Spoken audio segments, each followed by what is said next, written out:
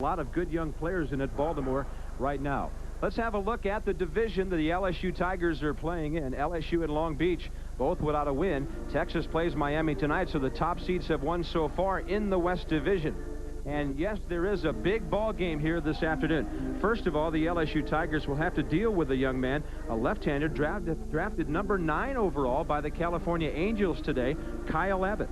Kyle Abbott is an outstanding pitcher, drafted number 9, big left-hander, deceptive motion, fastball that explodes at you because he's very deceptive. On the other hand, we have Curtis Leskonic pitching for LSU, another right-hander, but great fastball and what they call a wicked slider. His teammates say that he is as tough a pitcher in the SEC and probably the toughest pitcher other than Ben McDonald. And continuing our trend of great pitching in this College World Series, a combined record of 29-4 for today's starters. ESPN's presentation of the 1989 NCAA College World Series from Omaha is brought to you. Pitching coach for the Olympic team is in his 6th year at the helm of the Tigers. His leadoff man is second baseman Tookie Johnson, the sophomore, riding a 23-game hitting streak. Batting second at shortstop, a sophomore, Keith Ozick. Batting third, an LSU record holder in RBIs and hits, junior Wes Grisham. The rest are all seniors, starting with the number 4 man, right fielder Craig Calla. A switch hitter batting 5th, catcher Mike Bianco. At third base, batting 6th is senior Phil Espinoza. In the number 7 spot, a left fielder Matt Groover. Batting 8th, center fielder Scott Snyderwind. And batting 9th, first baseman Pete Bush. Long Beach State 49ers defense, Dan Berthel in right field, speedster Daryl Sherman out in center, Todd Gugiana in left field, Derek Hudson over at third base, power hitter, Jay Carbello shortstop, crappy little Chris Gill at second base, Don Barbara at first, all 130 pounds Perry Sanchez behind the plate, and left-hander Kyle Abbott on the mound. Kyle Abbott is 15-2 on the year, and earlier we had a chance to get some thoughts on him from Mr. Kincaid. Kyle Abbott, he's our big left-hander who's done an excellent job for us. He's a fine young man. He has a plus arm. Throws a curveball, a slider, and a change. His fastball is his best pitch, and we hope he can do the job for us today. Wally Kincaid, the pitching coach for Dave Snow at Long Beach State. They flip for home team status, so despite the fact that Long Beach is the lower seed, number 7, and LSU is number 6, the 49ers are the home team. Tookie Johnson, a .331 hitter with an on-base average of .481, swinging through the first one. And the ball game is underway here at Rosenblatt Stadium, Omaha. Tookie Johnson's a contact hitter, only 18 strikeouts all year, but takes you deep in the count, but he's a very aggressive hitter and swings the bat very aggressively for a leadoff hitter. This one a little bit low, a ball and a strike. Johnson with an on-base average of .481, so good numbers for a leadoff man. That's the bottom line, getting on any way he can. Little power. He's found time to drive home 44 runs. The Tigers as a team are hitting .300. Popped up right side. The breeze not a big factor at the ballpark right now, and the second baseman Chris Gill makes the call.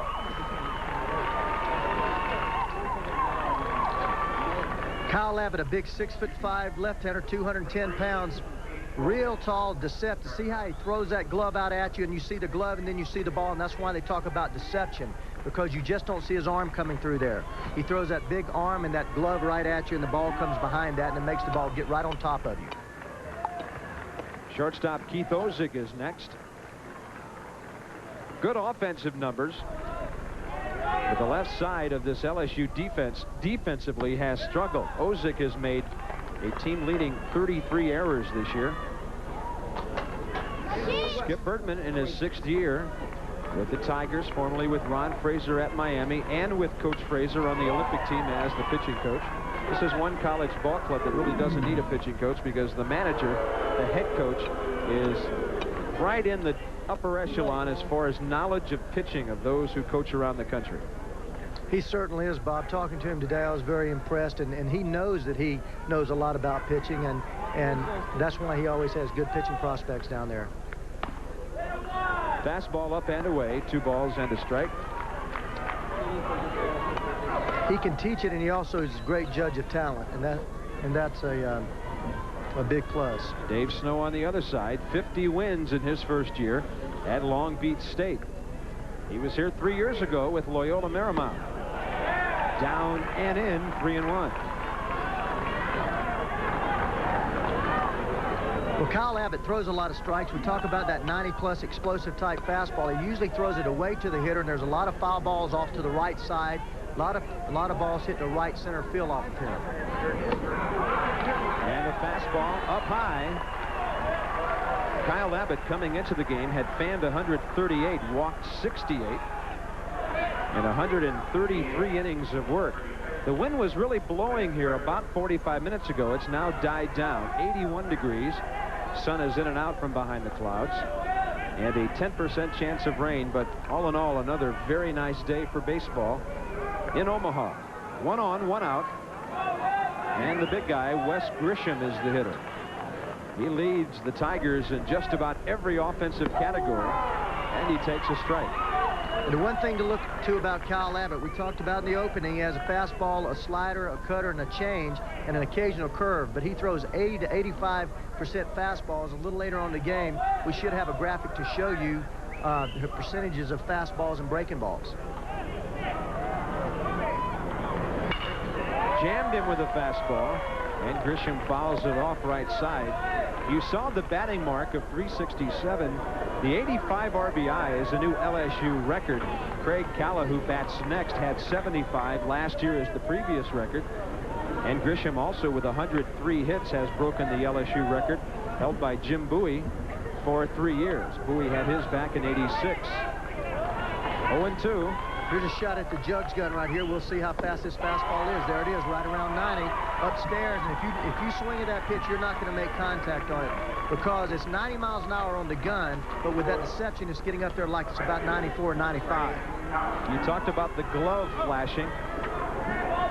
You know, you don't hear a whole lot about power pitchers being deceptive, Ray. It's usually the guys who throw a lot of breaking balls off speed stuff. This guy puts both parts of that pitching game together.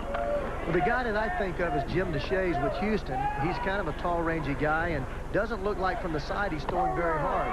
But when you get up to the plate, the ball just gets right on top of you. He struck me out 4 times in a game in New York in 1986, and I ended up hitting a home run in the 10th inning to win the game off of Frank DiPino. And I kept swinging at high fastballs, and Davey Johnson says, quit swinging that pitch. And I says, I can hit it, and he says, no, you can't. Good thing you had 10 innings to get things turned around. Good things they changed pitchers. That's yeah. Well, Craig Calla leads the Tigers with 10 game-winning hits on the year. He's been a good clutch performer with a batting mark of .295. This ball club has hit 61 homers. Calla has 14 of them. Runner holds, pitches upstairs, the ball and a strike. And pretty good RBI totals. They get 155 RBIs from their numbers 3 and 4 spots in the lineup. The 1-out walk, that's the dot at first base, Keith Ozick. Here you see right here, what's that glove coming to you playing flips? And that's the first thing you pick up as a hitter. And that's, we don't want to hammer it in the ground, but that's where the deception comes from because you do not see the ball till it's already to you. Blowing inside, 2-1. Abbott with an ERA of 2.37. In 19 starts, he's gone the distance 8 times. 3 of those times, shutouts.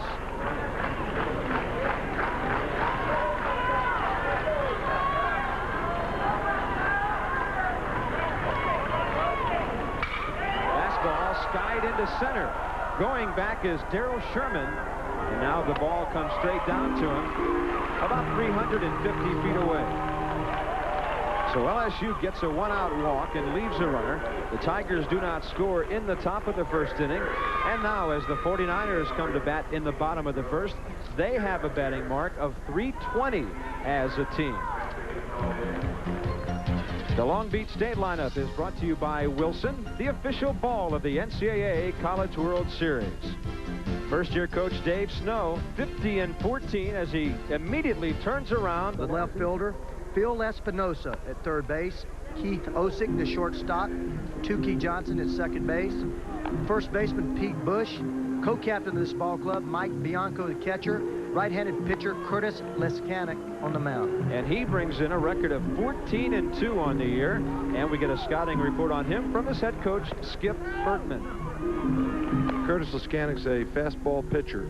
He's got a hard slider and occasional change. His fastball goes up into the 90-mile range, tries to run it in on the hitters, and his slider stays about 80 to 85. He's been used in relief, but tonight we need him to start. They used Ben McDonald in their loss the other day, and now they go with Leskanic, a junior, against the 49ers here this afternoon. Long Beach State, a team short on power. They've hit 46 homers less than LSU has this year, only 15, and they need this guy to get on base. Darryl Sherman hitting at 373, but he has not had a big College World Series so far. He has not. He did not have a good West Regional either. He just was not getting on base at all, and they still won the West Regional. Got jammed, chopped it to the second baseman. Tookie Johnson throws him out. You saw how quickly Sherman gets down the line. That's why Johnson, on an easy bouncer, was charging hard. Ron Graham calling the balls and strikes. Bob Roberts at first, Gus Steiner at second base, and at third is Bob Jones and the College World Series umpiring crew this afternoon. Leadoff man retired. Senior second baseman Chris Gill steps in, hitting at 359.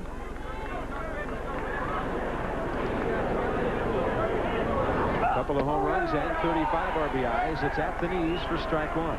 A little bit about Leskanic. It's not so much the 90-plus fastball that you think about as a hitter, but when Skip started talking about that slider at 83 to 85 miles an hour, that is nasty. That's like most people's fastball. That breaking ball is outside, a ball and a strike.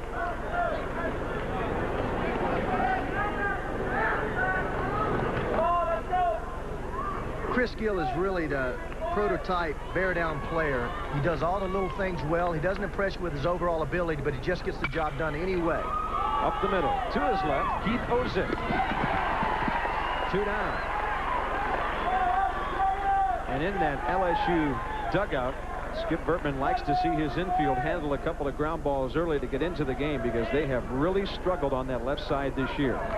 Rosenblatt Stadium, Omaha, big ballpark, 343 down the lines, 370 pretty much straight away. In the alleys, it's actually about 380, and then 420 to dead center field. It's a pitcher's park if they can work the ball in between the gaps. With 2 outs, bases empty, Todd Gugiana is the hitter. With the velocity that both of these pitchers throw, though, today with the wind pretty much not blowing or not a factor, you may see some balls hit out of this ballpark, because all the hitter has to do is get that bat out front and extend a little bit, and these balls will go. These guys are throwing 90-plus, and that ball will jump off that aluminum bat. Fastball up and away, a ball and a strike. Gugiana sort of typical of the 49ers offense as he faces Curtis Leskanic. A lot of RBIs, but only 1 home run. Let's see how hard Leskanic throws here. 86. Fastball was up high, 2-1. Curtis Leskanic is from Munhall, Pennsylvania. 6 foot, 180. He's a junior.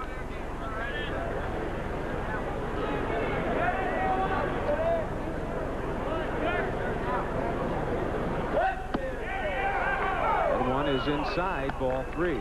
Well, this is where Todd Gugiana can hurt you. He's a very aggressive hitter. He hasn't been aggressive in the regionals thus far in these ball games here. But Dave Snow likes to have him up there in situations like this, and this is where he's at his best. Got a fastball, drove it to center. On his way back is Schneiderwind. It's over his head, and this looks like at least 3. To the relay man they go, and into third base with a stand-up triple is Todd Gugiana.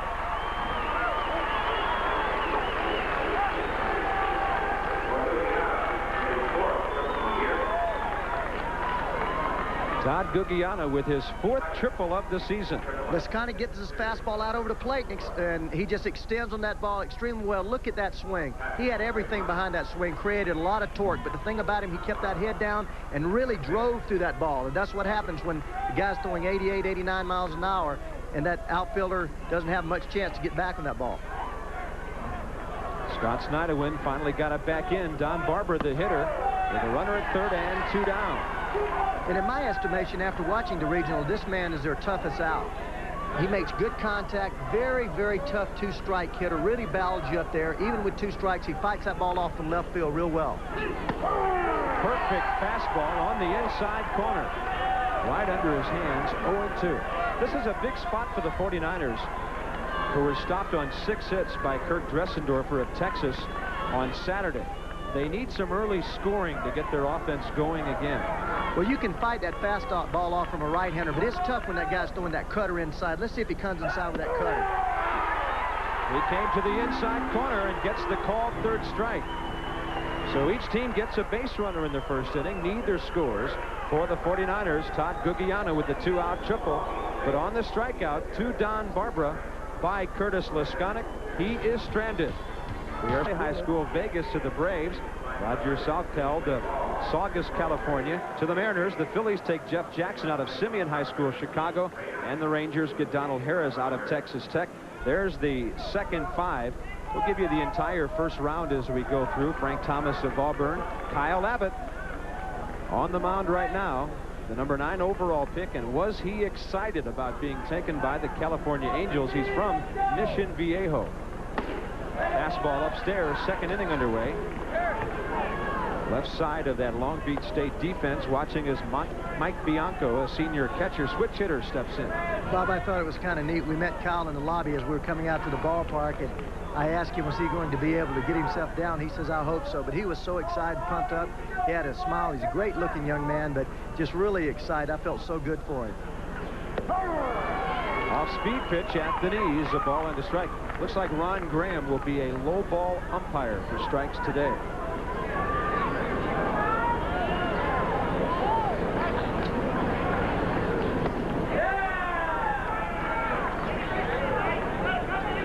Two balls and a strike. Bianco, a .259 hitter, but good power. And they call him Iron Mike because he's participated in every game that they've played and started 65 games this year. Fastball upstairs. 3-1. Kyle Abbott throwing a lot of fastballs in the first inning. He gave up a walk, got a strikeout, stranded the runner. Bianco has been battling the flu. His teammates call him a gamer. He's out there all the time, as Ray said. And the fastball is up high for ball 4. You mentioned the low strike zone. That might hurt Kyle Abbott. He is pretty much a high ball pitcher. He likes to get ahead of hitters and then run that fastball up the ladder. So it may hurt him a little bit if they don't give him that belt high strike. Abbott has now walked 2, fanned 1. Will Espinosa, batting 6th, the third baseman.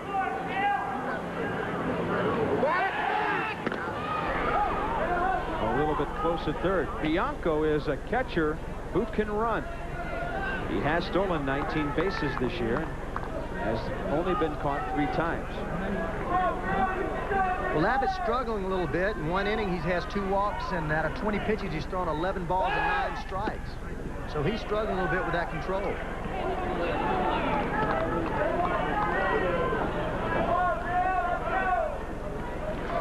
There's 2 types of move. There's a move where you go over there, and then there's a step back move, and that's the move right there that Abbott uses. He uses both of them. He just steps off and gives that quick throw to first base. Ball sailed on him a little bit, and he gets the low strike. 0-1 to Espinosa.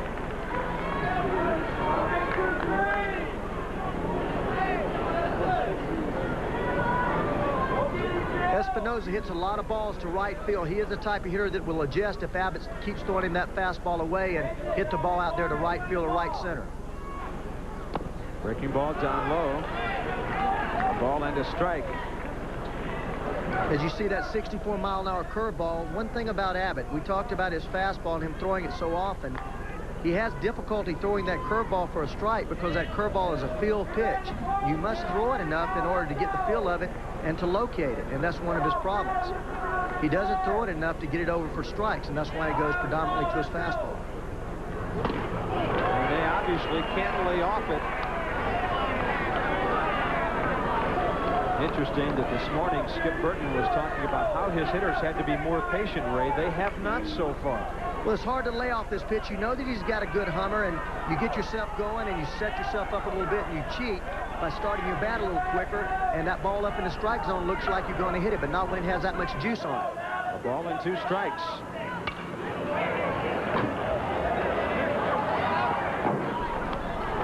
I may have mentioned, excuse me, Bob, I may have mentioned before, in the regionals, I saw about 30 or 40 foul balls just like that. A lot of foul balls because he throws that fastball up and runs away. Those hitters have a tough time laying off of it. They intend to foul a lot of balls off, and then he drops that fastball down, which they haven't seen a lot, and gets them out.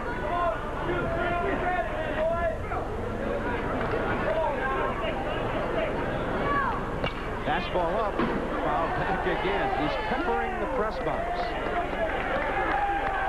And evidently, catcher's interference may have been called.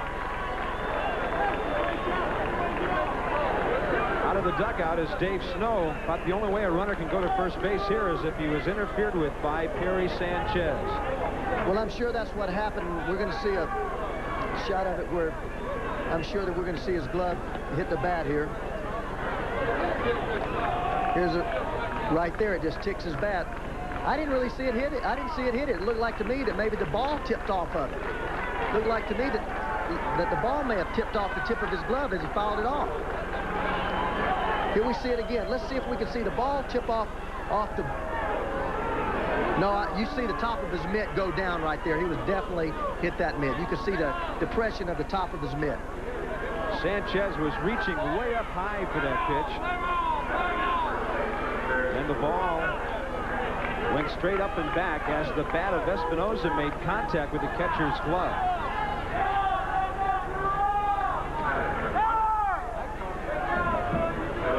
Goes down as an error on the catcher, and the Tigers have runners at first and second, nobody down.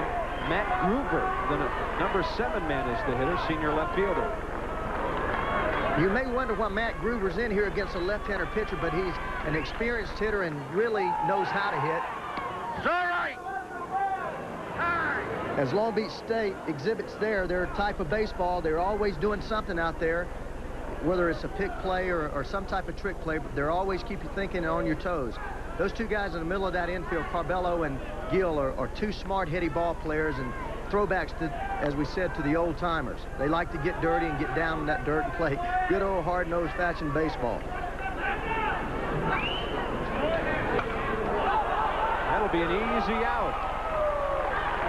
The bunt right to Derek Hudson. So Matt Gruber fails in his sacrifice attempt. That's the first out of the inning. And that high fastball is the toughest pitch to bunt because you can't get on top of it. That's where you square around, put the bat at the top of the strike zone, and anything over that bat, you take. And you cannot bunt that high fastball and get it on the ground. You're going to foul it off or pop it up. Scott Snyderwind, the senior center fielder. Platoons with left-hander Ron Lim, who's on the bench today. With the lefty on the mound, Snyderwind gets the nod. Bob, you can expect Scott to swing the bat. Skip said that he may be his most aggressive hitter, and he calls him a hacker, so that means he just goes up there and looks for something and swings. Not real selective. He likes the ball in, and if you keep throwing him in, he's going to hurt you in.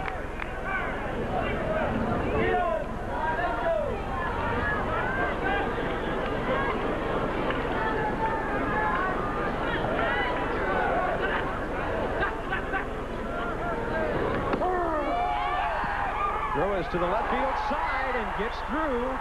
Jay Carbello, the shortstop, couldn't grab it. And the runners both move up on a throwing error. Second error of the inning by Perry Sanchez.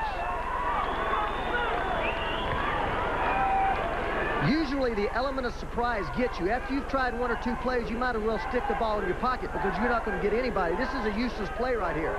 They've already showed a couple plays. You're not going to pick anybody off after you've shown 2 or 3 plays like that.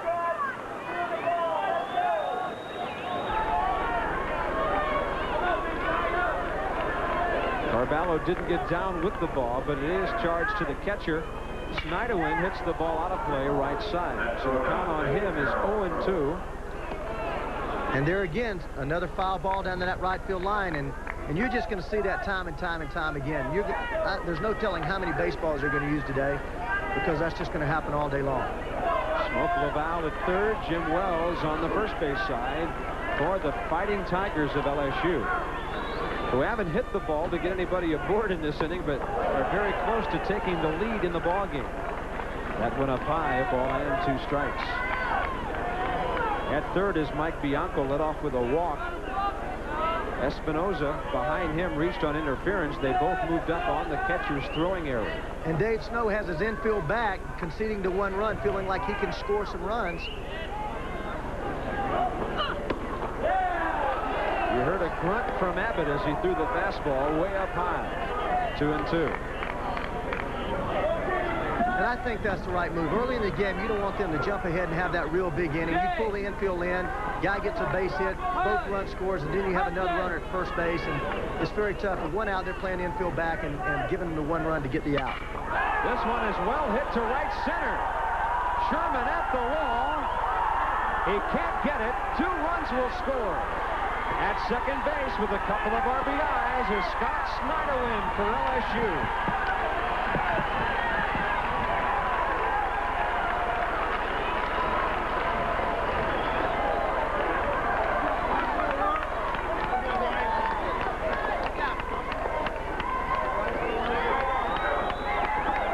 How aggressive Scott Snyderwind is, and here he goes. The fastball's up, out over the plate. No, it's down. Down, out over the plate. He goes down with that ball and just drives it to right field. And that ball has to be smoked for Darryl Sherman not to get to it. He can fly out there. They say he can catch anything in the ballpark, and he almost catches up to that ball, and he probably ran a good 40 or 50 yards. But that ball was smoked out there. The number 9 hitter in the LSU batting order is Pete Bush. Senior first baseman playing in his 3rd College World Series, a former walk-on, local boy from Baton Rouge, one of the co-captains of the Tigers. Runner at second with 1 out, 2 runs in.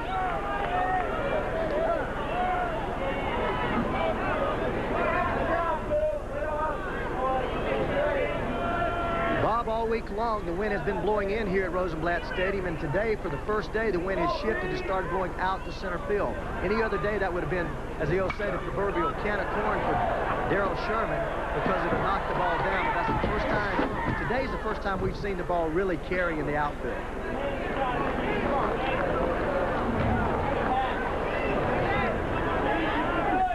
That one hitting just about 5 feet into foul territory, down by our third base dugout camera. Ball and a strike. The hits are even at 1, but LSU on top, 2-0. Using a walk and interference call, another error and a double to score here in the top of the 2nd inning. This is Pete Bush's 3rd appearance in the College World Series, Bob. Ball and a strike. Breaking ball popped up on the infield. Now to the outfield grass it goes, and Chris Gill wants it. 2 down.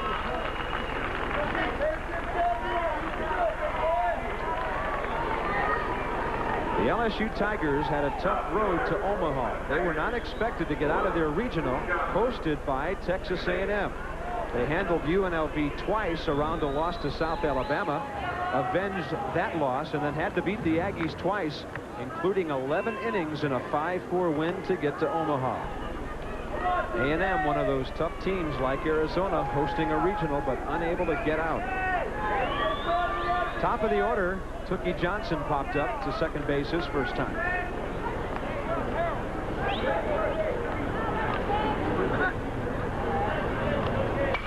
He gets fisted and pops it up again. This one back and out of play.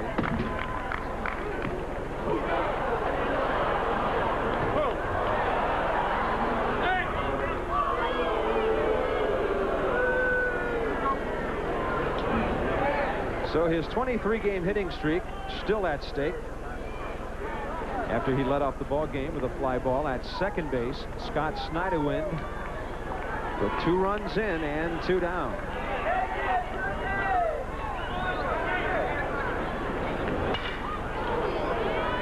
Out of play, right side, 0-2. There you see Berthel out there at right field. There's going to be a play at the plate because this young man, Danny, has an outstanding throwing arm, very accurate, charges the ball, and as you see him, he's moving another step or two in. So right now, he's thinking about cutting this run down at home plate with 2 outs. And as you said earlier, Ray, a lot of right-handed hitters have to go to right field against this guy. They simply cannot pull him. And he is right on top of that second baseman out there. 0-2 pitch. Came inside and got the strikeout. Strikeout number 2 for Kyle Abbott. But he's touched for a couple of runs in the second inning. There were 2 errors in the inning, and the LSU Tigers take advantage. On 1 hit, they lead 2-0. Kevin was also a draft choice in his time. Fullerton represented with Maine, Hosey of Fresno State. The Bulldogs had several drafted today. Eldred of Iowa, another Fresno State performer. Eddie Zosky to the Blue Jays, and Scott Bryant here at the College World Series. Another Fresno State performer, Tom Goodwin to the Dodgers. And Alan Zinter, that fine, hard-hitting catcher of Arizona, to the Mets. Chuck Knobloch of A&M to the Twins. That's round number 1 in today's amateur draft. Bottom of the second inning, Dan Berthel leads off for Long Beach State. And takes one in there for strike 1. Berthel has been described as the best athlete on the club, and as we said up before, he likes the ball out over the plate. If you throw him inside, he has a tough time getting to that ball. He will adjust, but he usually takes a long time to adjust. This one low and away, a ball and a strike. And what I mean by that, if he watches a pitcher throw 1 or 2 pitches inside, he doesn't go up there to the next at bat and looks in. It's usually his 3rd or 4th at bat before he makes that adjustment to look for the ball in. But he likes the ball out over the plate, hits the ball to right center and left center. Offered to bunt, took a strike, 1 and 2. Berthel, a .358 hitter, had a good regional, as the 49ers surprised a lot of folks by beating Arizona twice in Tucson. They went through that regional unbeaten. Well, he just killed the ball in the regional. He hit everything up the middle hard. They threw him breaking balls. He hit it up the middle. Threw him fastballs away. He hit that chalk line down the right field line. And occasionally on a hanging breaking ball, he'd pull the ball. But they really didn't know how to pitch him. And once he got here, they pitched him inside. It made a lot of difference. Good job of hitting as he went down and away to get that one. But the liner to Schneiderwind in center field retires him. Warm day in Omaha. Our producer Bob Steinfeld and director Ken Fouts are going to fix you up with some cold refreshment, and we'll take you right out to the ballpark here. This is a ramp we've walked up about 100 times in the last 4 days to get to our broadcast position. Rosenblatt Stadium, Omaha. Perry Sanchez is the hitter. Little guy hitting at .322. He's listed at 5'10", 155. The height is okay, but they definitely cheated on the weight. That must have been after he caught a doubleheader, because this kid is so skinny and small, you wonder how he can handle catching back there. He got a fastball up and hit it into right center field. Greg Calla with the easy play, 2 down. And right here, Curtis Leskanik is doing what his head coach Skip Bertman wants him to do. He gets a 2-run lead and comes out throwing strikes and goes after hitters. And when you have a guy that knows as much about pitching for a head coach as Mr. Bertman does, you better do the right fundamental things out there. You sure better. He's going to stay right on top of you, and you respect a man like this. He obviously knows what he's talking about. They're going to listen to him, and right now his only job is to throw the ball over the plate. Big, strong Derek Hudson is the team leader in homers with 6. This kid is really a dangerous hitter. He's the only true power hitter on this ball club, and he drives the ball really well, likes to pull the ball, has a tendency to really swing at a lot of bad pitches. So if you make pitches on him, you can get him out. If you make a mistake, he'll hurt you. Big chopper to short. Keith Ozick right with it. And a 1-2-3 inning for the Bayou Bengals. No problem at all for Curtis Leskanik, who spanned 1, given 1 hit through 2 innings. To the 3rd we go. LSU on top in this elimination game, 2-0. One reason I chose Ohio Wesleyan was that I knew I wanted to play intercollegiate athletics. And Ohio Wesleyan, as well as the other schools in the Old Ohio Conference, have a strong tradition of making opportunities available for those students who do want to participate in intercollegiate athletics. Being part of a team has the kind of mutual self-sacrifices, the commitment to a common goal, and the need to communicate that prepare a student for a lot of different things later in life. I think one of the most important lessons I learned from playing soccer was that to win, you had to prepare. And as a team, we understood that we had to train, we had to practice, we had to set a game plan and stick to it. And that being prepared was often the difference on game day. And I think that preparing to win has a lot of application off the athletic field. This message furnished by the NCAA.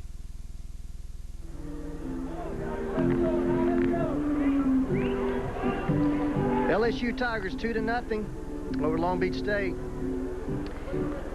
Talking about Leskonic's great slider, here it is. Look at this ball just really bite. Berthel, great job going down to hit it. That ball had a great bite on it. And here on supervision, we see it from the side, and you'll see how the ball really bites. 86-mile-an-hour slider, ladies and gentlemen. Look how that ball bites and goes down in the strike zone. You can see it real well right there. Up here, right, the first ball, the ball is in the strike zone, and it just bites. Just nasty slider. That's that wicked slider they talked about. You can also see we have a low strike zone for home plate umpire Ron Graham today, who's been giving the pitchers that low end. Some of the high pitches have not been in that strike zone, that box. A good look at it on supervision. Here's Keith Ozick leading off the third for LSU. He's had a good series so far, walked his first time up today.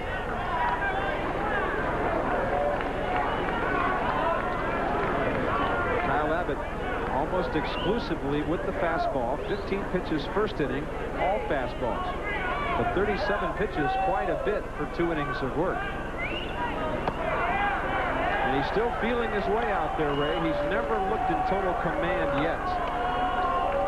He really hasn't, Bob, and he has to throw strikes to set people up to make him chase that pitch up. It's okay to throw the pitch up and away and off the plate, but you must establish that strike zone and show these hitters that you can throw strikes, and then they'll start chasing those pitches.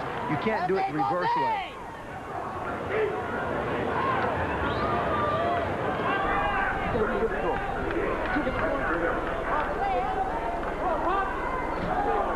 So the leadoff man aboard here in the third inning. Long Beach State's defense have not played well here so far. 2 errors already today. One of the better defensive teams in the nation. Direct contrast to the way they played in the West Regionals. They talked about pitching and hitting, but their defense won them those ball games out there by coming up with a timely double play, knocking down those hard ground balls with runners in scoring position. To the mound was pitching coach Wally Kincaid. Very successful junior college coach in years past. Dave Snow played for him at Cerritos back in the early 70s. So now they do a bit of a switcheroo, and the mentor works for the student. While on the other side, Skip Bertman looks out, sees his leadoff man aboard for the second straight inning via the walk. And he knows that hitters who walk leading off innings score about 7 of every 10 times. So he likes the way things are going so far. And the longer LSU sticks around in this tournament, the more dangerous they become with Ben McDonald and company. Well, they're a very deep pitching staff, and if they can get by this game, they're going to be in pretty good position because pitching depth is going to be a major factor here. Wes Grisham struck out his first time. Takes one on the inside corner. Well, it's a major factor everywhere, but with the new 2 brackets now, they're talking about you have 2 great pitchers that you can get through, and that's been the talk the whole series about teams like Miami with Gray and Fernandez and those type people. If those 2 people can get around enough, they're going to be hard to beat. Down in the dirt with the off-speed pitch. Well, look at Florida State. Gar Finvold throws very well on Friday. Clyde Keller throws very well on Sunday. They don't have to play again till Wednesday night. And then they have Ricky Kincaid from the bullpen, who also can start. But when we talk about pitching depth, when you're in that loser's bracket, you have to play 1 more game to win it, and that 1 more game could mean Ben McDonald or possibly Leskanic coming back. The wind continues to blow out. 2-1 the count. To first base goes Kyle Abbott. Back easily is Keith Ozick. Ozick doesn't do a whole lot of running. 4 steals in 4 attempts on the season. See how aggressive Skip Bertman gets here. Already up by 2 in the early innings. Count is in his favor. Runner holds on 2-1 as the ball is popped straight up. Out goes Sanchez. Third baseman wants it, and Derek Hudson takes it for the first out.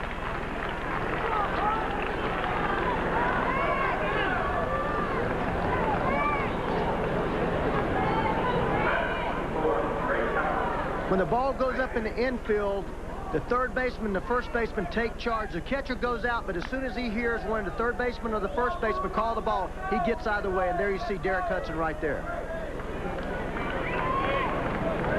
1 on, 1 out. Craig Calla, the hitter, flied to center his first time.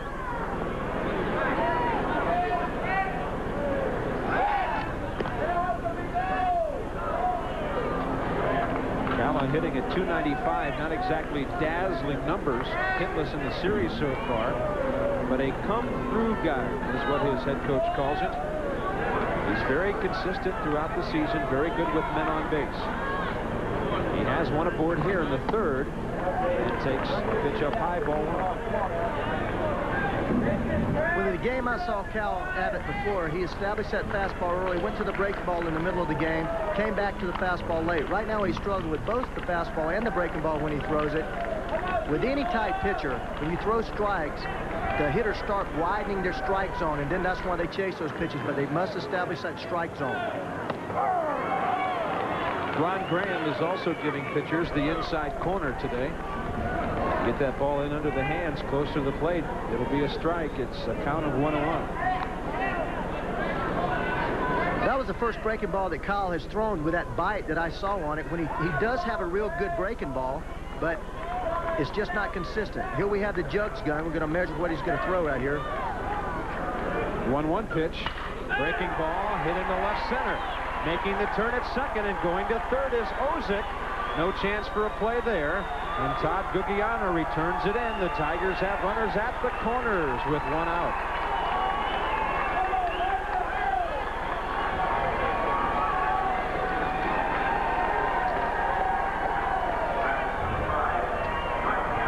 Well, scouting reports are so important, and one thing college baseball, they don't have scouting reports that often. That was either a changeup or a slow curveball. Craig Calla is an off-speed type hitter. He is one of those guys that you can get in on him with the fastball and make him chase those pitches up and away. You came right to Craig Calla's strength there when you threw him something off-speed.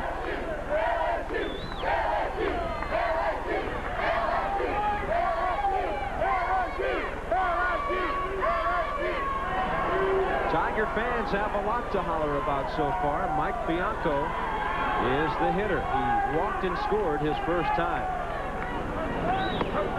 Inside for a ball. Bianco, a switch hitter, has more power from the left side, but Skip Bertman likes this situation because he calls his catcher a better base hitter from the right side of the plate. Not a very good ratio for Kyle Abbott so far. 49 pitches, 23 of them, nearly half of them, have been out of the strike zone. Abbott shows his speed by blowing that one by Mike Bianco.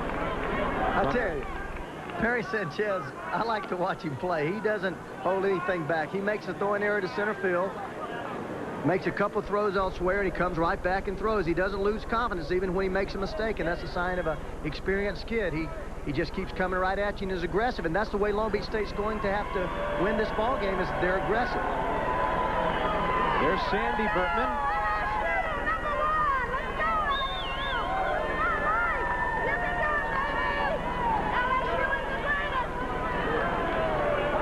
There's no mistaking the enthusiasm of LSU fans no matter what sport they're cheering for.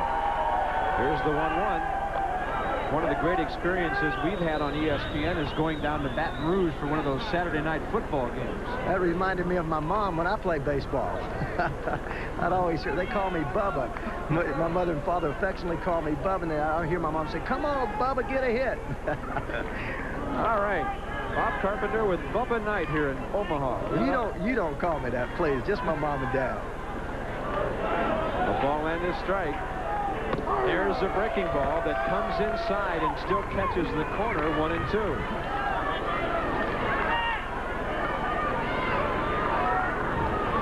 Coming up tonight at 8 p.m. Eastern Time, the winners in the West. Number 2, Texas. Number 3, Miami will do it. Number 1, Florida State is through till Wednesday. Unbeaten so far. Mike Bianco really has to put the ball in play. This is where he chokes down on that bat, tries to make contact. That's the kind of hitter he is. Skip told us that he would make contact in clutch situations and bear down, but Kyle Abbott is not the everyday pitcher that he faces. Ground ball, foul outside third. Bob Jones, the umpire, had a good look at that one. The runner, Keith Ozick, was over in foul territory to stay out of the way. Let's have a look at the East. Now that the smoke is cleared from Sunday's action, Florida State through until Wednesday. Wichita State and Arkansas play our day game tomorrow. The winner of that game will take on Florida State Wednesday night. North Carolina has been eliminated. The number 8 seed, numbers 7 and 6 battling here, so the seeds have held true to form so far. There's a base hit into left center. LSU leads 3-0. Runners will stop at first and second as Mike Bianco reaches down and strokes a base hit.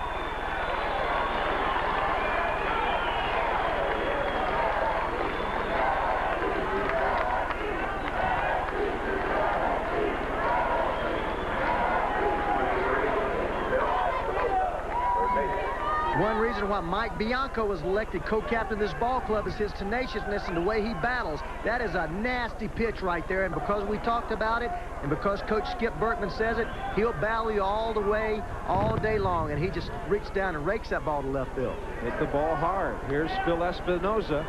Reached on catcher's interference and came around to score. An inning ago when the Tigers scored a couple. They are in a position to break this thing open early. Fastball for a strike. No activity so far in the Long Beach State bullpen. Dave Snow and his pitching coach Wally Kincaid evidently feeling that Abbott is still throwing good pitches, and that last replay would indicate that LSU is hitting good pitches. Phil Espinosa way off the plate there, and Sanchez sets up outside. The ball comes inside. But right here with him this far off the plate and the movement of Kyle Abbott's fastball, he cannot get to that ball away unless he dives into the pitch. If he pitches him away right here, I don't believe there's any way he's going to get to that fastball. 1 ball, 1 strike.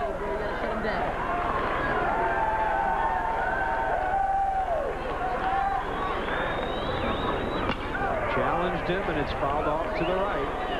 The count goes to 1-2. The last time I saw Perry Sanchez, he was doing a lot of shifting when Kyle Abbott was pitching. Now he's squared up behind that plate. That's an indication that Kyle does not have confidence in hitting spots. He wants him to set up right behind home plate, square up. He's trying to throw the ball right down the middle and let the movement of the ball do the damage. Before, Sanchez moved a lot around behind that plate, inside, outside. And if you'll notice, he's setting up pretty much on the middle part of the plate. That's because Abbott is struggling with his control. 1-2 pitch. Chop foul outside third.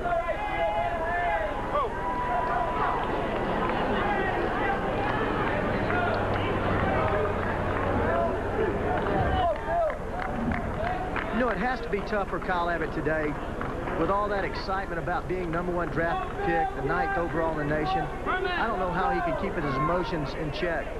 Being excited about possible elimination coming in there, that's enough excitement, but then being drafted #1, I'd hate to be in his, I'd like to be in his shoes, but I'd hate to have to handle those emotions. You know, it's interesting. Being a first-round 9th pick overall, some of the young men who are not picked in the first round, they really don't know what's happening, and they may go out feeling pressure to perform to show people that, hey, I deserve to be drafted. But it's a different kind of pressure. Once you've been drafted, then you want to show the team that picked you that you made the right pick. Maybe that's affecting Kyle a little bit here today. The 1-2 is a fastball up and in. You know what I feel about that, Bob? I feel that he's feeling just really good about himself, and it's hard for him to get into this ball game. I mean, he knows that he has a future after this game. A lot of these kids don't. He's got a future in professional baseball, and yet he's got to be able to stay within himself and pitch this ball game and get all of his business taken care of here before he goes on to that next venture. Changed speeds and got the foul ball. Staying alive, Phil Espinosa, 2 balls and 2 strikes. There's the athletic director at LSU, Joe Dean. Took over that job a year or 2 ago, and a pretty good basketball commentator before he took that job. He watched a lot of SEC basketball over the years, courtside at the microphone. 2 on, 1 out, a run in. 3-0 LSU. Espinosa moved a little closer to the plate. There he backs back off a little bit. Down and in, the count goes full. Espinosa is not exactly a contact hitter, sort of a guess hitter. So you think that if you're looking out to the infield, wondering if Skip would start the runners with 1 out, you sort of doubt it, but we'll see again. He's got a 3-run lead if he gets aggressive.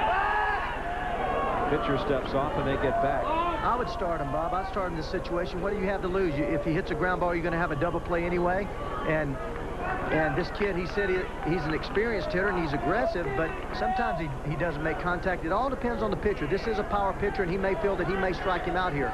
In a lot of situations with a 3-run lead, you go ahead and continue that aggressive play.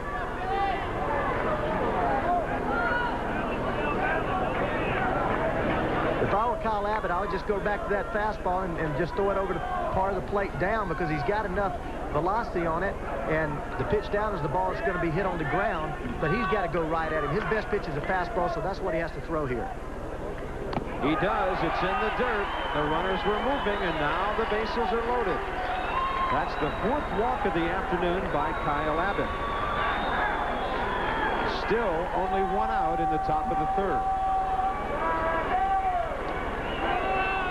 Dave Snow has to be concerned. His best pitcher on the mound has been a dominating factor all year with a 15-2 record and just 2.37 earned run average, and always been command on the mound. And this is something unusual for Dave Snow to see. And I don't know how long he'll go with Kyle Abbott in a situation like this, but certainly you don't want to let a guy that's caught up in his emotions out there and get you out of the ballgame, no matter how great a pitcher he is. He works off the windup and throws one in there to Matt Gruber. Gruber was up with 2 on, nobody out an inning ago. Tried to bunt the runners over and looped the bunt, caught by Derek Hudson at 3rd.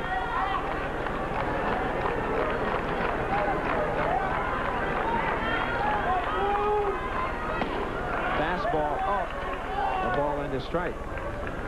Well, that's the same motion I saw. I don't see anything that he's doing differently. He seems like to me that he's tucking well. He's stepping striding straight toward the plate, not overstriding, staying compact.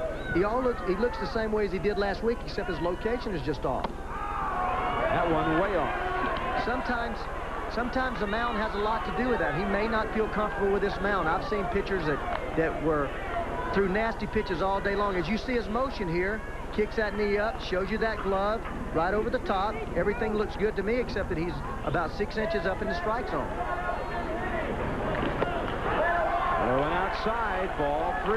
But he keeps looking down at that place where he hits, and if it's a little hard, it tends to make your foot stop instead of slide, and that causes your arm to jerk. If he doesn't feel comfortable on that mound, and I've heard a lot of pitchers say, I don't feel comfortable on this mound, that can cause control problems. Ball 4, forcing in a run. LSU takes a 4-0 lead. 5 walks in 2 1/3 innings by Kyle Abbott.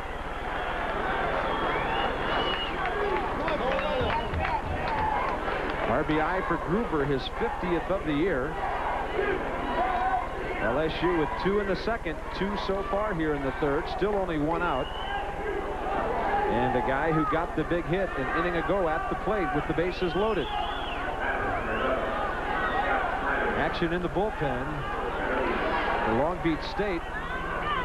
27 is Robbie Carcero, the right-hander, and Steve Corey, 32, is the lefty. Scott Snyderwin doubled to right center his first time. Breaking ball inside.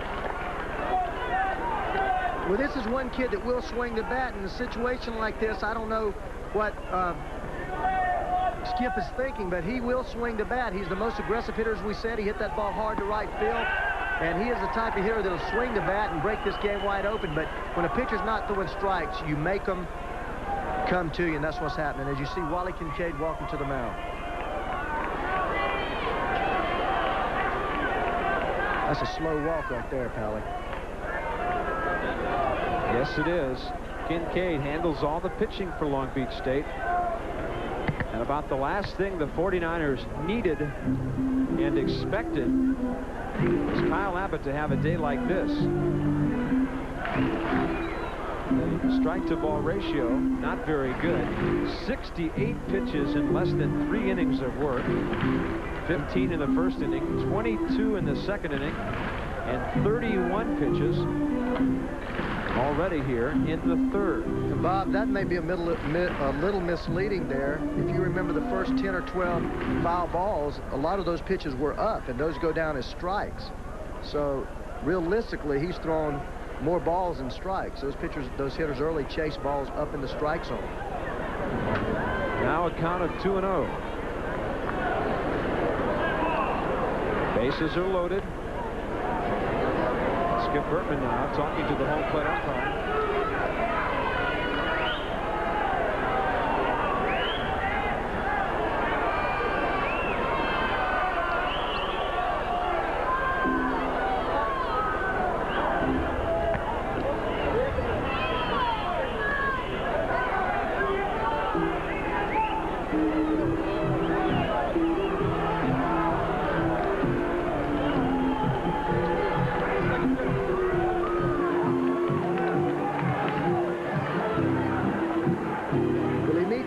Down there, we're really not sure what Berkman sees here, but he obviously felt something, and he may have a pitcher down there warming up that's not listed. I don't know. I really don't know what he's talking to him about. We'll find out here in a moment. Well, both Robbie Carcero and Steve Corey are listed in my scorebook, and that certainly doesn't make it official, but that does tell us that those are relievers that Dave Snow told us would be available, and if for some reason they were not listed on a lineup card, then that would be his mistake.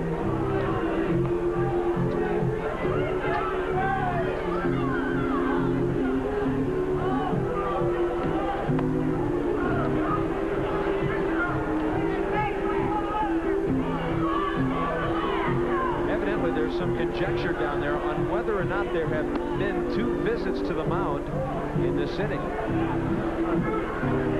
If that's the case, Abbott has to leave. Well, looking at the way that they're looking at that scorecard, it looks like to me there's something on that scorecard, and as you know, if you do not list a player,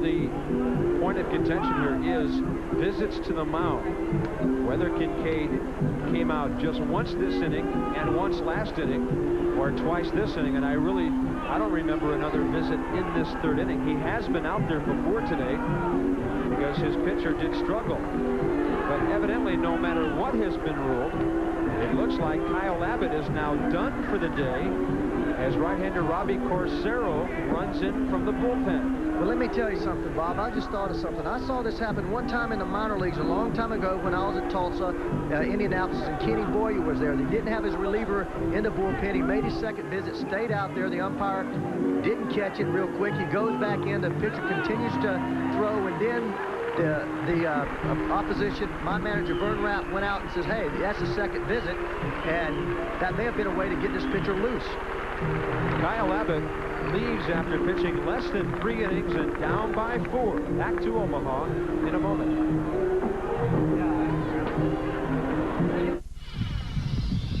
To prove how long rain dance car wax lasts, just add water.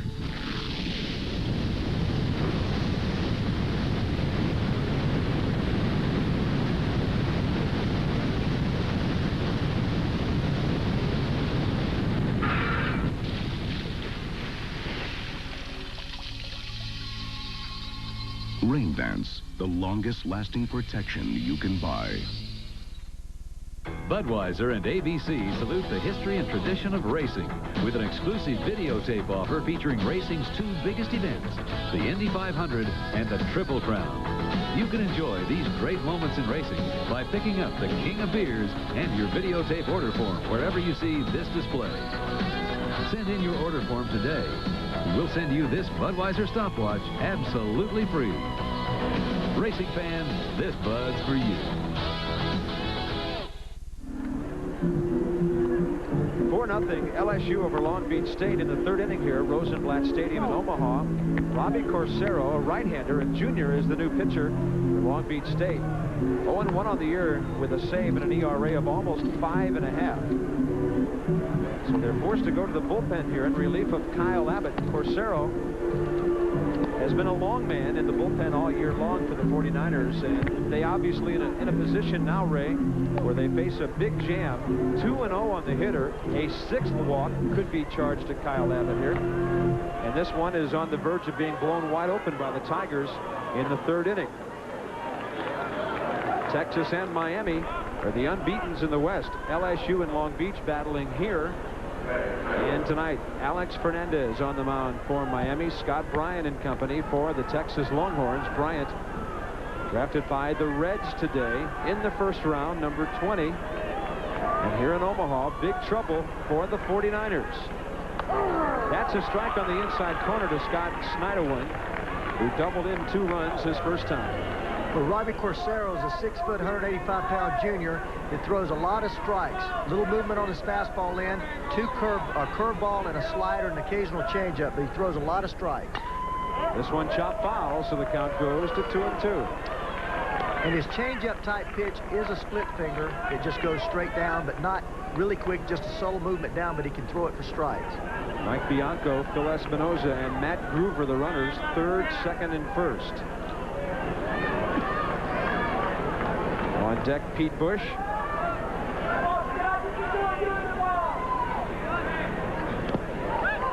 Nice play by Perry Sanchez on one that bounced way out in front of him. The count goes full. They used to say in the minor leagues, once you throw 2 and 2, you come back and throw 3 and 2 because you must have confidence that you're going to throw it for a strike 2 and 2. He threw him a breaking ball there, 2 and 2. I don't believe he's going to throw him a breaking ball here, but I think he's got to go right at him with that fastball. He does. Low and in, got the strikeout. That closes the book in the walk department on Kyle Abbott, who walked 5. Corsaro has ability to throw strikes 3 and 2. He knows he has to go right at this guy. He runs that little sinker down and in. See the late movement on that ball, and that's an excellent pitch. It's tough to lay off that pitch because it starts in the strike zone. The hitter commits and has to swing at it. Now Pete Bush, the hitter. Right-hander against left-hander. And Long Beach in a position to get out of the inning. There's a sinker down low, ball 1. Long Beach State, a lot like North Carolina, who was eliminated yesterday. A ball club that doesn't have big comeback capability because of a lack of power. Get a look at the radar gun here. That's that sinking fastball. That's a pretty hard sinker right there, 86. There's only a couple of guys in the major leagues who throw the sinker up around 90.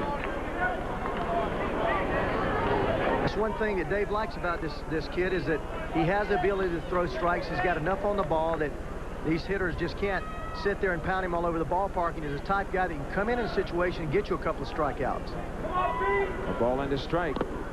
This one bounces in front of Sanchez. He picks it off cleanly. 2 balls and a strike.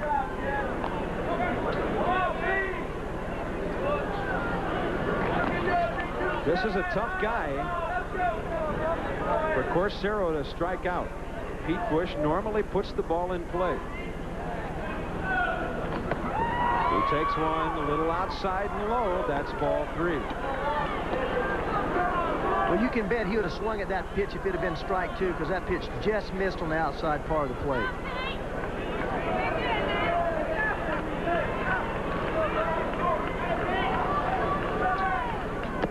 He doesn't have to swing the bat to drive home another run. LSU leads at 5-0 as Mike Bianco touches the plate.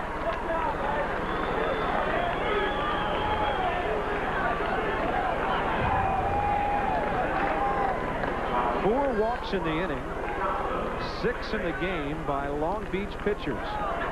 The 9th man to bat in the inning, with LSU on top 5-0, is Tookie Johnson.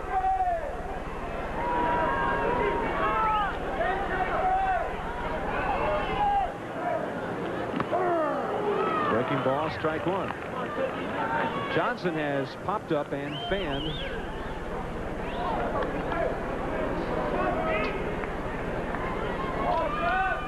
Another guy that doesn't strike out very often. He did fan his last time against Abbott, but he's fanned this year only 19 times in 253 at-bats. There's the sinker in the dirt. Sanchez faking a throw to first. Derek Hudson backing up at third. He was in on top of Tookie Johnson there, and again, scouting reports, one thing Bertman said, this kid can swing the bat, but he's not a good bunter for a leadoff man, and he will not bunt with runners in scoring position because he can drive in runs. Now Derek Hudson backs up in the position that he should be in with the bases loaded and 2 outs. A little bit off the breaking ball, and the backswing of the hitter might have made contact with Perry Sanchez that time. He was walking out of the batter's box, evidently on the follow-through. Tookie Johnson made some kind of contact with the catcher. A ball and 2 strikes. The Darth Vader mask, as Dave Snow calls it.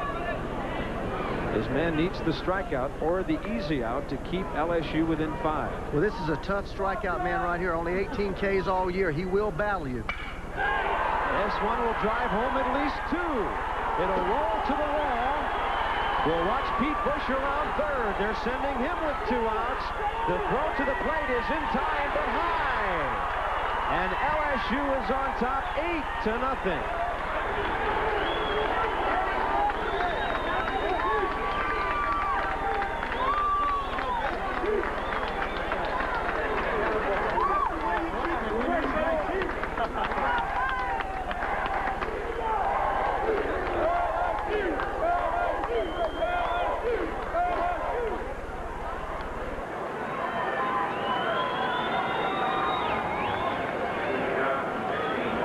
Cosero hangs some type of pitch right up about waist high, and there you go. Tookie, being a good contact hitter, just drove that ball to left field. There was no defense in that swing. We talked about him being aggressive. Here Gugiana throws the ball home, and here's the slide away from the catcher. Great effort by Sanchez, but great hustling, great 2-strike hitting by this ball club from LSU. They've done that twice this inning, and Skip Bertman said that they're the get dirty, get down in the dirt, and go out and play good old tough baseball, and that's exactly what they're doing. Keith Ozick was the man who led off this inning by walking. He has walked twice today, scored once. Long Beach State has given LSU opportunities, and the Tigers have responded with 8 runs on 4 hits. You know, Bob, when we talked just a little bit more about that fact today, he said he was really proud of this team, and although he's had some good teams, this team really was the team that he felt best about because of the way they went out and played good, hard baseball every day. They'll be tough to beat now. There's a fastball in there for a strike. 2-1 the count to Keith Ozick. 4 walks and 3 hits in the inning. Have plated 6 runs. Runner at second with 2 down. The sinker fouled as he was diving down inside. 2 balls and 2 strikes.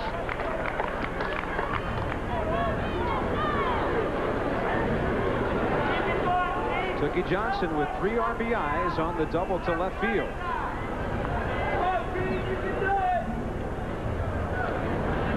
See Perry Sanchez still glancing in for those signs from Dave Snow. Breaking ball hit up the middle. Pitcher slows it down. Gill has to hurry, and he can't make the play. We've talked about the high infield grass here in Omaha, and after the pitcher made contact with that on the mound, it really slowed down, and Gill, playing deep, could not charge in time. Well, he charges this ball, but he doesn't have it gripped. He doesn't have it gripped, so he double cocks in order to get his grip, and by that time it's too late. Two things happen. Like Bob said, the pitcher slowed the ball down. There he comes in. That grass is awfully slow, but as he brings the ball out, he doesn't have the grip. So he regrips it to make the throw, and it's too late. Runners at the corners with 2 down. It's ruled a hit on the infield. Wes Grisham, strikeout swinging, pop up to third base, 0 for 2. If you look at his guns right there, you'll know why they call him Papa. Strong, strong man. This kid had 25 doubles this year, 6 triples, and 19 home runs. It gives you some indication of how much power he has.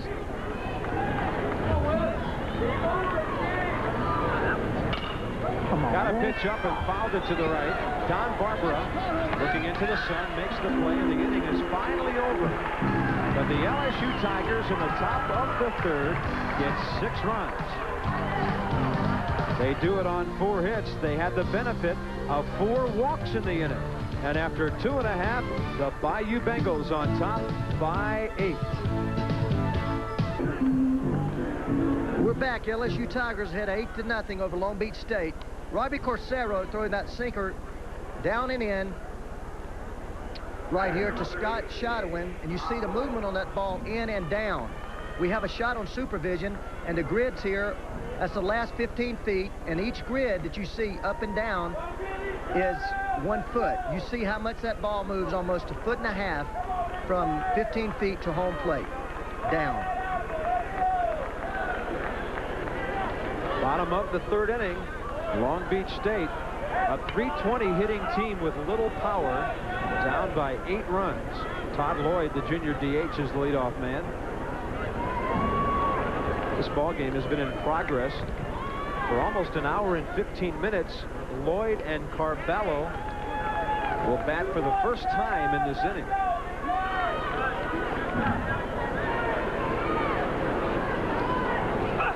Todd Lloyd played right field on Saturday in the 7-1 loss to Kurt Dressendorfer and the Texas Longhorns. Gets the call at DH today.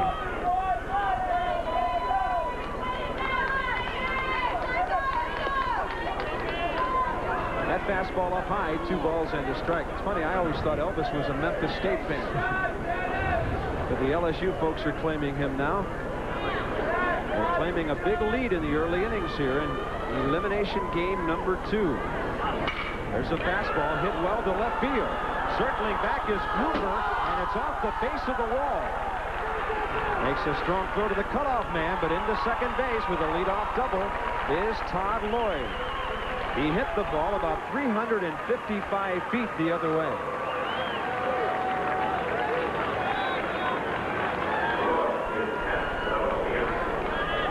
Gruber, a good outfielder, turns, gets back on the ball, but realizes he's not going to catch it, so he stops, sets himself to play the carom off the wall, and throws a good throw into second base and almost gets Lloyd coming in there.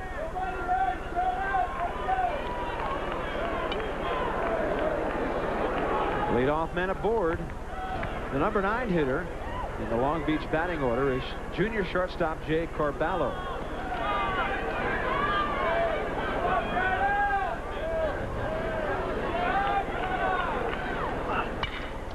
High ball left field. Gruber has a lot of time to wait for this one. That's the first out. Runner holds at second. Bob, there's one thing that you have to do in order to score runs, and that's get base runners. And the thing that I hate to see a hitter do, and not to be critical, but just to talk a little baseball here, first guy comes up and hits a double, first base is open, you have to get base runners, and I like to see a guy like Carballo, which he normally does. He knows how to play the game of baseball. Take that first pitch. If it's a ball, take the next pitch until he gets a strike, work the pitcher, and try to get on that base without swinging the bat. And when he doesn't do that, that's why you see a guy with no home runs hitting the ball in the air. Darryl Sherman, hitless in the series so far. Grounder to the right side, his first time.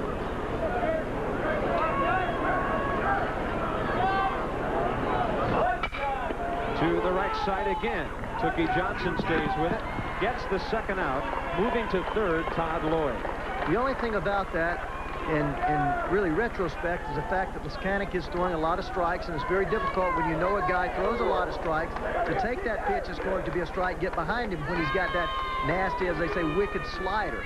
But baseball, good baseball, is to go up there and try to get on base any way you can, and the only way that you can get a big inning going is by taking pitches and making that pitcher work. Chris Gill, the hitter. There's a bunt down the third base line that goes foul. So Dave Snow borrowing a little Mike Roberts strategy here and trying to score a runner from third with a 2-out bunt. By the way, Ray, as we talk about Leskonic in this inning, he was in the dugout for 34 minutes while his team rallied for those 6 runs. He obviously came out throwing strikes, and the good thing about it, as we talked last inning, he went right after the hitters. The man that got on base had to swing the bat to get on. Well, if you noticed, he came out throwing all fastballs, and that's one thing that you can do when you have an 8-run lead, but that's the best way to get back loose is to get that arm good and loose by throwing fastballs, and that's what he did. 0-1 pitch coming. But that's a little bit what I'm talking about. Chris Gill, they're looking for a way to get on base. He knows that that run at third base, no big deal. If he drives him in, they're still 7 runs down. Saw the third baseman back, tried to drop the bunt down just to create some more offense. And that's the type of things that when you're a gamer or a guy that knows how to play the game, you do and you think of. And their scouting reports tell them that Phil Espinoza is not the best defensive player at third base either. Now with 2 strikes, he has to be hacking and does into center field. Scott Snyderwind coming on, puts away the fly ball, and the 49ers go down without scoring in the 3rd inning. They get the leadoff double from Todd Lloyd, but leave him at 3rd. So after 3 innings of play, LSU has out-hit Long Beach State 5-2 and has a big 8-0 lead.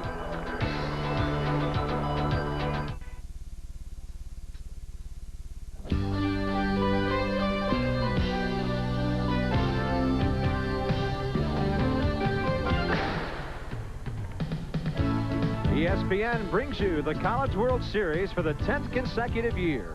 Rosenblatt Stadium, Omaha, the home of the College World Series. This city has hosted this championship for 40 years, and 1989 has seen good crowds and great weather so far. Top of the 4th inning, Craig Calla, the hitter, for the LSU Tigers on top 8-0. Fastball rides up and in from Robbie Corsaro in relief of Kyle Abbott, who pitched 2 1/3 innings. He allowed 6 runs, 5 of them earned, 3 hits, 5 walks, and 2 strikeouts. On the inside corner. As we mentioned, Craig Calla likes the ball out over the plate, really drives the ball hard to right center field, does not like the ball in. Skip Bertman says he does not like the ball in, cannot handle the ball in. Just the opposite type hitter of Wes Gresham. Ball and 2 strikes as it's fouled to the left side. The LSU head coach also feels that this young player could be a draft choice. He played junior college ball at San Mateo, facing Robbie Corsaro. Fastball inside. 2 balls and 2 strikes. He says he just does so many things well that he's a model in the outfield, charges the ball well, gets jumps on the ball, has an outstanding throwing arm, and just a great kid to be around. On a slider that's about a foot outside, 74 miles an hour. Strikeout number 2 for Robbie Corsaro. Pitch must have some type of deception on it, or some type of tight rotation, or either that shadow is starting to come into effect. That ball just moves away and is a foot outside, and he chases that pitch. That shadow may be beginning to come into effect down there. Mike Bianco turns around and hits from the left side, hitting right-handed. He walked and scored in the 2nd, singled, drove a run home, and scored in the 3rd. The shadow covering nearly the entire batter's box now. Saw one down low and couldn't get it, a ball into strike. And as we told you earlier, Bianco, a hitter with a little more power from the left side.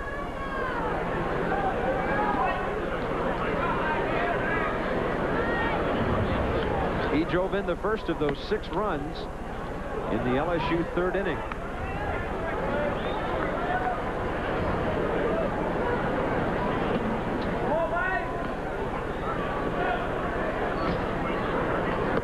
That's exactly what you see as a hitter right there. You're looking right out to that real bright sun. It's very difficult to pick that ball up. You see it. there's a gloss on it. You see the whiteness, and then it gets right there at home plate. It turns dark, especially pitches that have rotation on them. That one sinking down and away, swung on and missed. It's a 3-2 count. It's Dave Snow signaling to Perry Sanchez the pitch that he wants to throw. And that one high and inside. He did not want him to throw ball 4. That's the second walk issued by Corsero. The 7th walk of the day issued by Long Beach Pitching.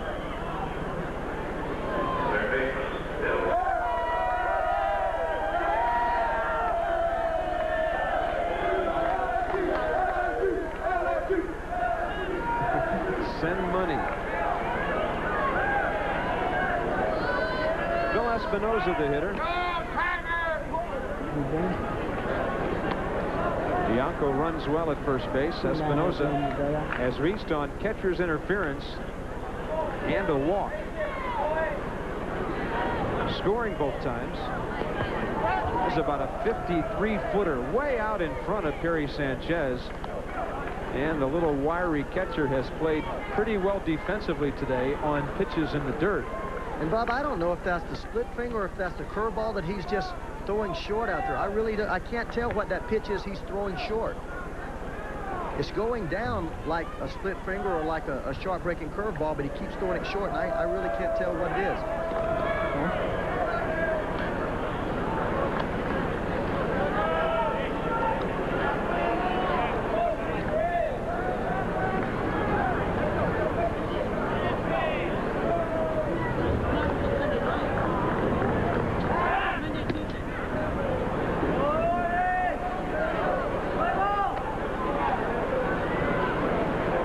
Corsero having trouble throwing strikes, still throwing over the first base. Bianco will run. He is real fast for a catcher, as Bob said earlier, and I don't think they're going to be running here 8-0. Although, I said that before, and in college baseball, and especially in a game this critical, they're going to try to score as many runs as they can.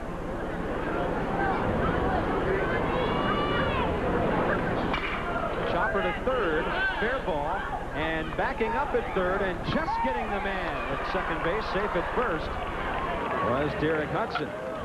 Took Hudson a long time to get that ball to second base, and they barely got Bianco for the second out. Chris Gill, one of the best college pivotal second basemen at the pivot. See him come across that bag and clear himself and make a strong throw to first. I don't know if he was safe or not. 5-4 on the fielder's choice. Runner at first and 2 down. Matt Gruber, the hitter.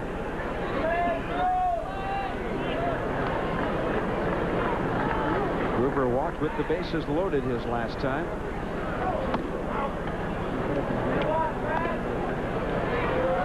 The RBI was his 50th of the year.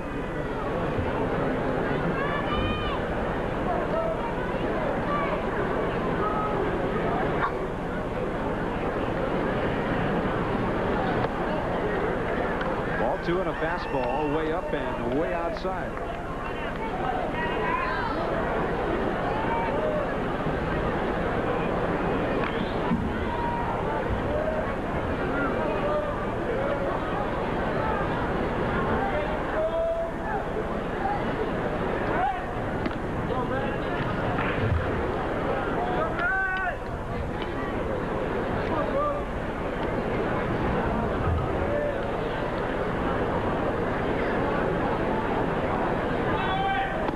A sinker, swung on and missed, 2-1. Kyle Abbott threw 68 pitches in less than 3 innings. Corsero, who's been on for about an inning and a third of work, is already up in the 30s.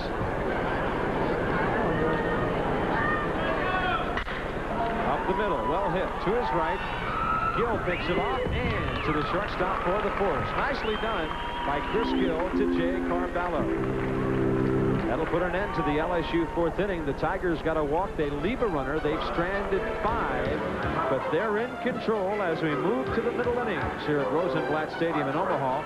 Elimination game number 2. Long Beach State in trouble. They're way behind. You're looking sharp. you're looking good. You've come so far, and we know how to make the most of who you are. Where the race is run, you're the champion. Gillette. The Gillette Atra Plus system with the Lubra Smooth Strip for the best a man can get.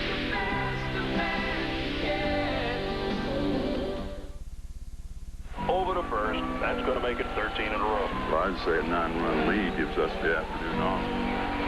Pizza Hut. And the 2-0 pitch. Out of here.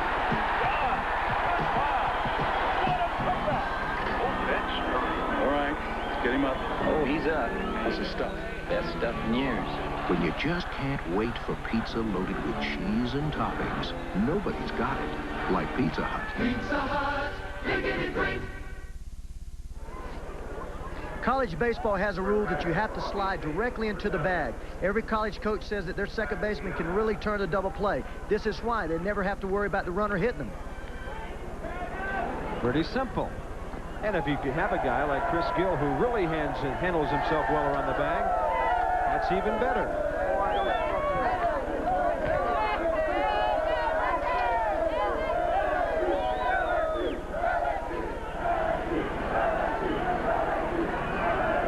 Bottom of the fourth inning, and a well-hit ball to right center from Todd Gugiana.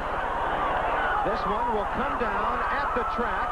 Gugiana digging for two, and he'll hold there with a leadoff double as he hit the ball about 395 feet to right center field. Second straight inning, the 49ers have led off with an extra base hit. Gugiana starting to come to life, very aggressive. What's the recoil here? Bat extended. What's the recoil there? That's great torque staying behind the ball, head on the ball, and he just drove that ball out there right up against that wall. Dave Snow talked about Gugiana getting going. It may be a little too late, but he's finally begun to swing the bat here in the last couple at bats. Todd Gugiana with a triple and a double. Don Barber, the hitter.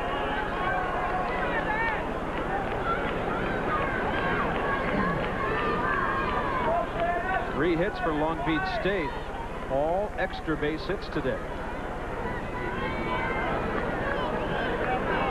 Like Phil Espinoza helping out at second base. Running in the fourth inning, trying to break things up. May have hurt his leg. Let's go back to the force play that ended the top of the fourth inning. You see the slide right there, his right ankle bends up underneath him as he... No, that's his right ankle hitting the bag. Which ankle did he hurt? He looked like his left ankle bent underneath him, and his right ankle caught the bag. He may have two bad ankles. Meanwhile, 0-2 the count to Don Barber.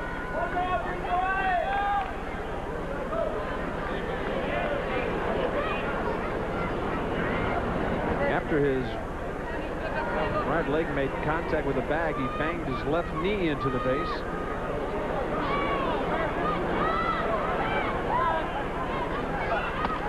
Fastball just missing, high and outside.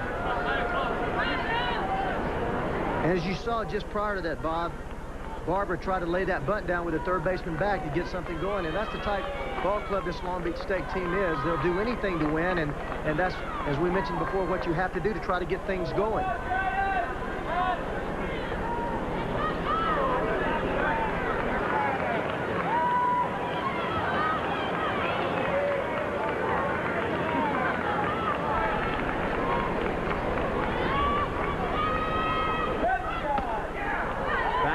Upstairs, 2-2. Going to get another shot here. What happens? He hurts his left knee. He grabs his left knee. See right there how it hits that bag? It kind of kicks back, maybe hyperextended it. He grabs his left knee there. It was very clear where it hit that bag and got a little hyperextension in that knee. LSU third baseman Phil Espinoza.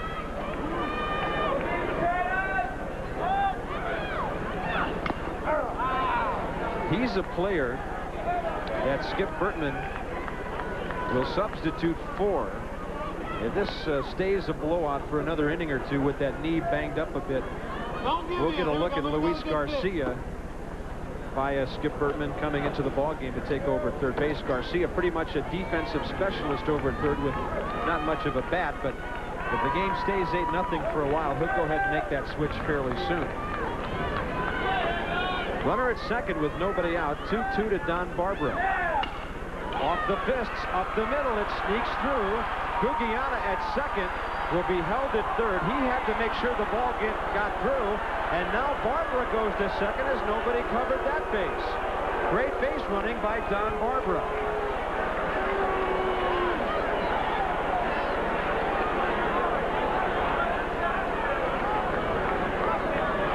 Barbara fights this ball off. Pitches inside. He fights it off inside out swing. That's the type of hitter he is. We've seen it all tournament. Gugiani has to break back to second base so he can't score.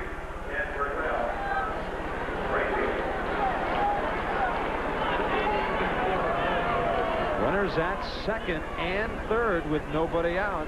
So the 49ers are making some noise.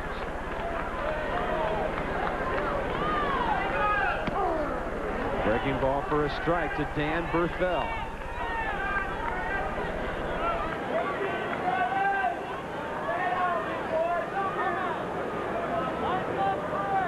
Berthel hit the ball hard his first time, lined out to center. Fastball up. A ball and a strike.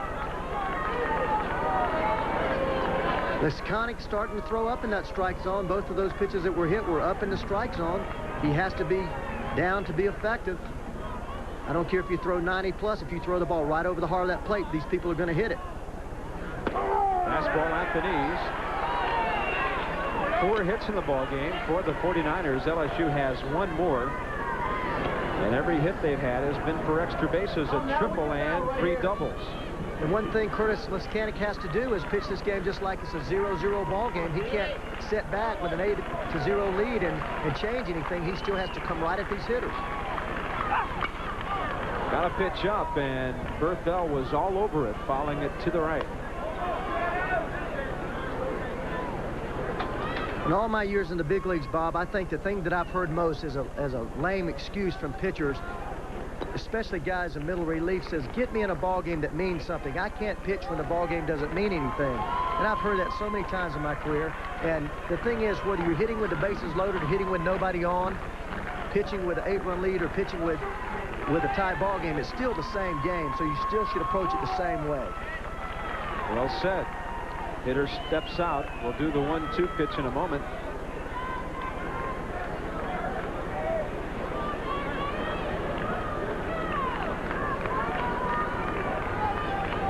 Long Beach, a ball club that has come from behind to win before.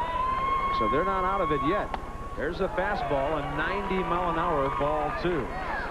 You're exactly right, Bob. I just saw a note where they had come back from a 10-0 deficit and come back and beat Riverside 11-10. Actually, 8-3 deficit, and came back and beat Riverside 11-10, scoring 8 runs in the last couple of innings. That was back in mid-February. It's been a while. It's been a while, but they know they can do it. That's the thing. Fastball up, fouled back. But I don't believe Curtis Leskanic was on the mound, and in a situation like that, with Skip Bertman over there, he's certainly not going to leave him out there, and he has those capable arms in the bullpen. But as he said before, if you're wondering about relief, he said that this man is our man, and we're going to go with him as long as we can.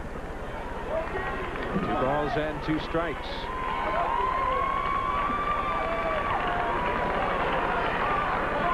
If he can bust Berthel in here, he can get him. If he goes away, he's liable to get hurt.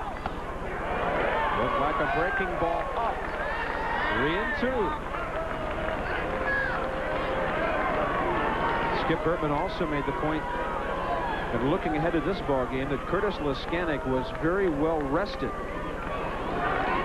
he can go a long way in this contest. Skip does not overwork his pitchers.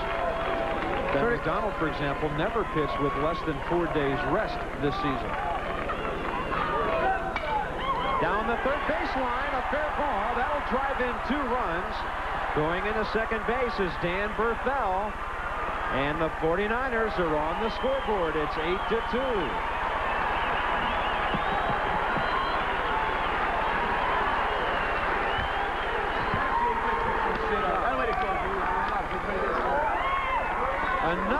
extra base hit. With nobody out, runners on, you play as deep as you can here. There's that ball right down the line. There's no chance for him to make that play. You make that first step, but he had too far to go. As you saw, he was off the line, knowing that Berthel has a tendency to go the other way, planting him off the line, and the ball, he just had too much distance to make up, although you saw that ball bounding down that way. Home to score, Gugiana and Barbara. Berthel in scoring position, and still nobody out in this fourth inning. Gary Sanchez, the hitter. That's what happens when you overplay a guy, and usually you overplay a hitter because the pitcher is going to go away. You see that signal from the catcher. As a third baseman, you move off the line. Cal Ripken and Davey Concepcion were the best at relaying signs to me where the pitch location was going to be, and we would shift together. Obviously, that pitch was meant to be out over the plate, and he got it in, and the defense was not playing there for it. Sanchez, who flied out his first time, unable to make contact with a breaking ball that was diving down and in. The hits are now even at 5. LSU still on top 8-2. And somewhere in the dugout, Kyle Abbott is thinking, I wish I could have pitched a little better today because my teammates are starting to hit the ball like they have not hit yet in this series. That pitch up. I just want to say, Bob, I want to say one thing about Berthel. That's the first time that I've really seen him turn. We know that he's a jester. We talked about his ability to pull the ball, but he likes to take the ball the other way. So here in the fourth inning, they pitched him in. Everybody pitched him in. 3-2, he looked in and turned on the ball. So that was a good piece of hitting that we didn't mention. Fastball low and outside, 2-1. Keith Ozick will take over the leadership chores on the infield and run in to talk to Curtis Leskanik. You know, this Long Beach State team, quite a story. Coming out of the West, one thing we really haven't talked about that is the amazing thing about this College World Series, nobody from the Pacific 10 Southern Division here. There's a pop-up to the left side. Going out is Keith Ozick. I guess he told the pitcher, have him hit it and I'll catch it. 1 out. But in past years, 16 of the last 23 College World Series titles and 23 of the 42 since this championship was being played were won by teams from the Pac-10 South. Long Beach State punched out the last of those. Arizona in that regional out at Tucson. So if Long Beach doesn't come back and win this one, this tournament will have no more West Coast flavor to it at all. Derek Hudson grounded to short his first time.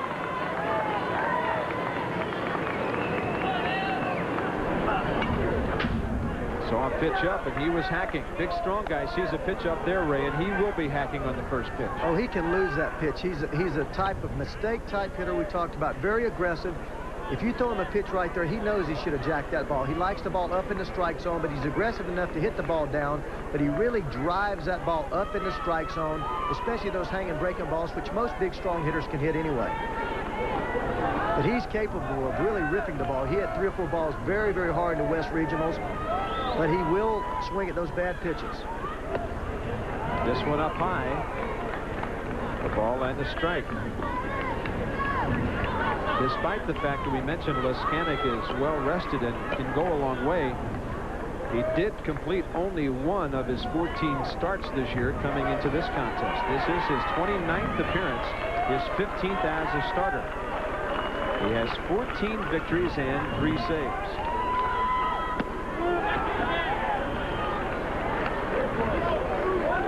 Ball and 2 strikes. Paul Bird is the right-hander. Mark LaRosa the lefty. Skip Bertman knowing he can't be too careful in the College World Series. Getting those guys ready early if needed. Well, after cruising for 3 innings, Curtis Leskanik has probably thrown about as many pitches in this inning as he did accumulative in those other 3, Bob. I'd like to see a count on that if we can a little later, because he's thrown a lot of pitches this inning and got through those first innings pretty quickly. Came out smoking in the second and the third when he had a 2-0, then an 8-0 lead. And there's a breaking ball on the outside corner. Derek Hudson didn't like the call, but he is gone. 2 strikeouts for Leskanik today, both on called third strikes. That wicked slider, we haven't seen much of that wicked slider lately. He's gone mainly to the fastball, but here it is, that late break, quick, crisp slider on the outside part of the plate. And it just freezes Derek. He has no chance. That ball breaks so late and quick, it just froze him. Todd Lloyd doubled his last time. He was stranded with that leadoff extra base hit in the third. And he takes one inside, a little bit high, ball one. But that was that slider again. As you saw, it wasn't crisp. They talked about a wicked slider, and I haven't seen but one or two of those pitches that resemble that real tight, sharp-breaking pitch that Bertman was so proud of. Fastball up, popped up into center field. It carries to Scott Snyderwind. He squeezes it, and the 49ers are gone in the fourth inning, but they make some extra base hit noise. On 3 doubles, they get 2 runs. They strand a runner. They've left 3. So they're not dead yet. It's 8-2 LSU after 4.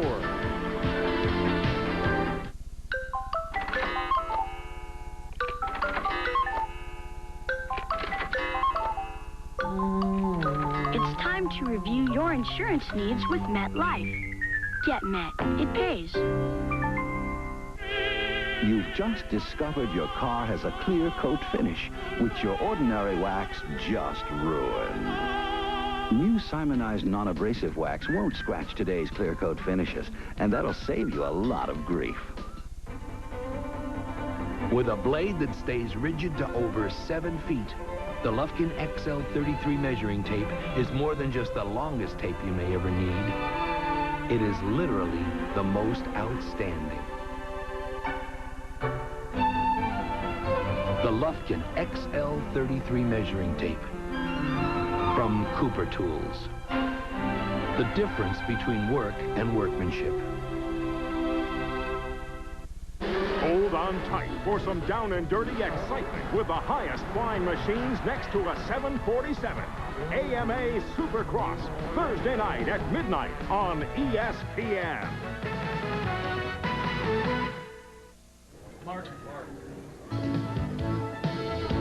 ESPN's presentation of the 1989 NCAA College World Series from Omaha is brought to you by Audi. Conform to the road, not the rules. Audi, the alternate route. And by Diet Coke. Enjoy Diet Coke. You're going to drink it just for the taste of it.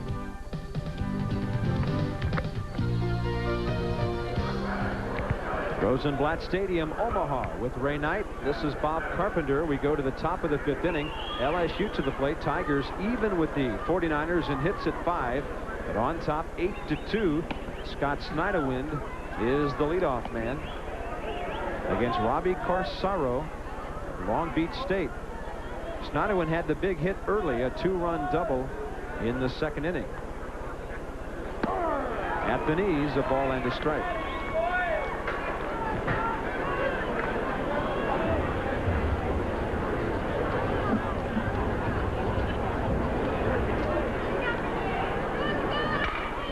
One pitch is bounced left side. Derek Hudson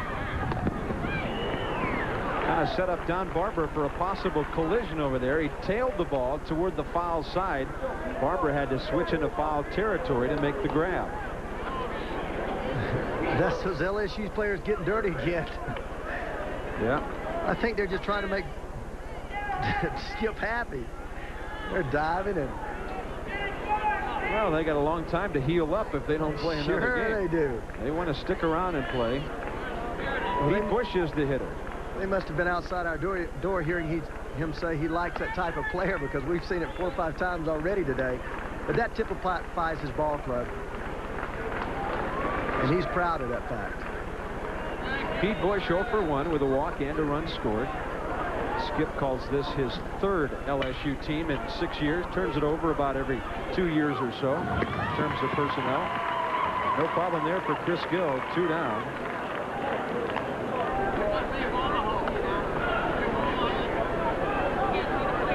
If you want to see how a second baseman plays second base, watch Chris Gill.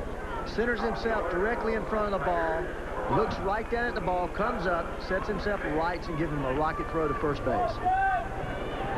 From the textbook, now we go to the top of the order. Tookie Johnson with a big 3-run double his last time. 1 for 3. A little bit inside. He hit the ball near the line in left field to drive home 3 runs with 2 down in that 6-run 3rd inning.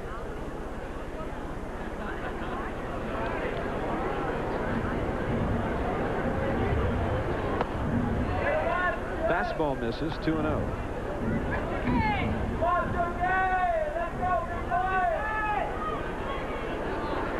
Tookie Johnson now has a 24-game hitting streak.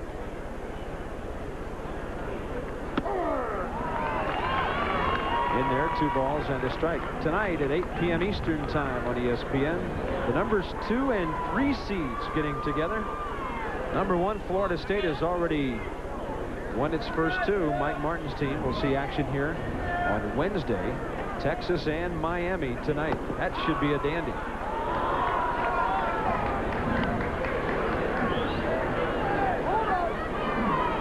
Three balls and a strike. It sure should, Bobby. I'm interested. I know Scott Bryan can hit, and I heard that he can pitch. I'm interested to see. They said he throws that fastball 93 and the slider 85 or 86. So I'm going to be out here watching that one. Yeah, we may have to get downstairs and bring out the old jugs gun for that. There's another throw to the foul side by Derek Hudson. But Robbie Carsaro does just what Long Beach State needs him to do. His offense got a couple of runs, and he comes out and throws a 1-2-3 inning. Derek Hudson made a couple of rather errant throws in the inning, but they did get all 3 on ground balls. And so Long Beach State back to work at the plate, scoring 2 last inning and down by 6.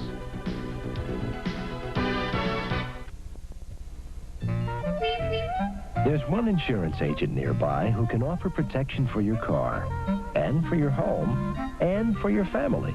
From the one company that insures more cars, the one that insures more homes, and one of the nation's largest life insurers, too. Your State Farm agent can protect them all with one name you can trust. Hi, I'm Tommy LeBlanc. Call me at 443-3433. Jay here. Remember when you played all day, partied all night, and ate Doritos like a fool? Hey, look, just because you're getting older doesn't mean you have to slow down. What, are you going to let your body tell you what to do? Well, now, thanks to these, you can still be just as crazy as ever about Doritos. Because they're Doritos like tortilla chips. They taste great, and they're made with 1/3 less oil. So, now you can eat Doritos just like the old days. Hey, crank up the 8-track, grab some Doritos Light, and punch all you want. We'll make more.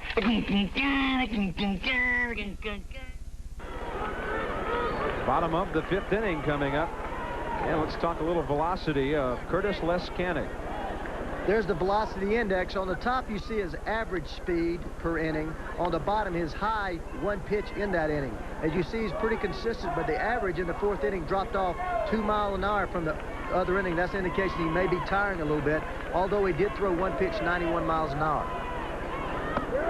26 pitches in that 4th frame when he gave up 2 runs on 3 extra base hits.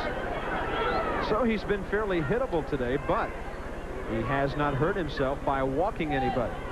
Carballo flied to left his first time, pulls the ball again, and the 3rd baseman, Phil Espinoza, not the prettiest guy at the hot corner you'll ever see fielding, but he makes the play anyway. LSU has struggled on the left side of that infield this year with 50 errors between the shortstop and the 3rd baseman.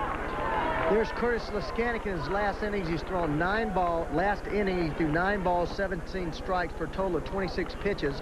And I thought that he'd thrown about as many pitches as he had the first 3 innings. And in fact, he threw 30 pitches in the first 3 innings and 26 in the 4th inning alone.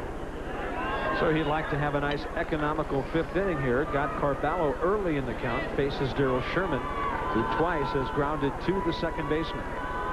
Sherman just unable to get on base in the College World Series. He's now 0 for 6 in Omaha. And pretty late on that fastball. A ball and a strike.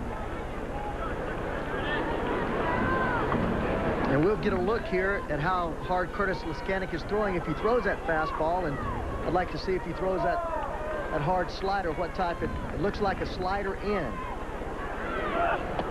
There it is, 83 miles an hour. You can see the late quick break on that slider. That's what they're talking about wicked. It's when it breaks late quick. That ball did have good snap on it.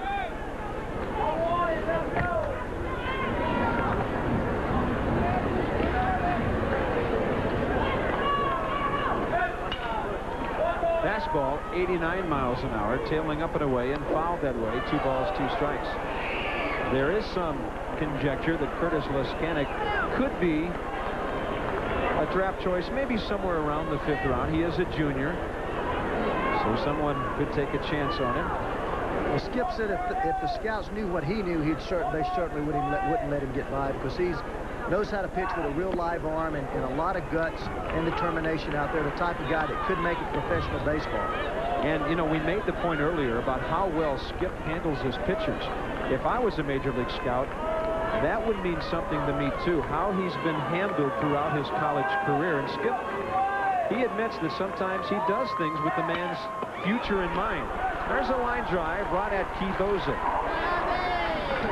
Well, I was really impressed about what he said today. He was talking about Russell Springer, case in point, how he was going to use him in the next game simply because some scouts had lost some confidence in him because he had preseason surgery in October and he hurt his arm, and a lot of scouts were really high on him, and now he's got all of his strength back and he has an explosive fastball, but scouts wonder if he's healthy.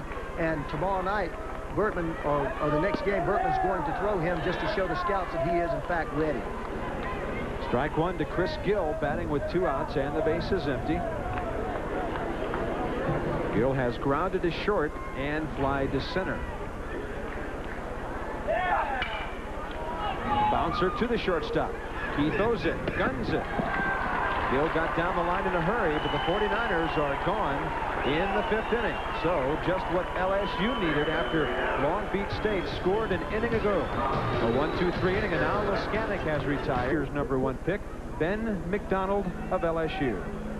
I was very happy for Ben and for his wonderful family, and for the young man to reach a goal as the #1 pick in the nation. That's quite an honor. And I think the Baltimore Orioles, who also handle themselves with tremendous professionalism, got themselves a winner. I think Ben will make everybody proud at Louisiana State and Louisiana, and ultimately be a great one for Baltimore.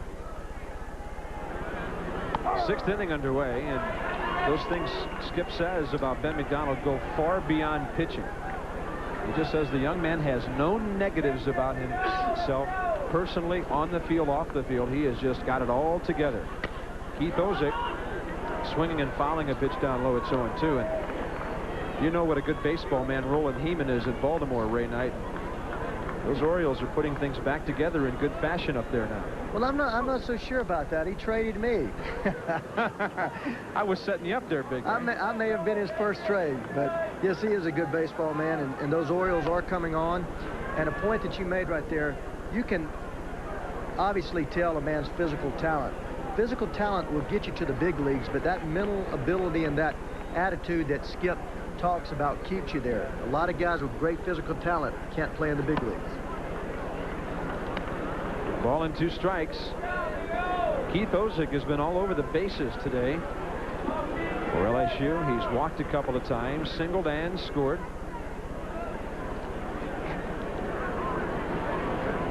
There's a fastball hit to the shortstop. Scooping it, Jay Carvalho. Good arm, 1 down. And now Robbie Corsero has retired, 6 straight hitters. So here in the middle innings, the pitchers are starting to warm things up from the mound.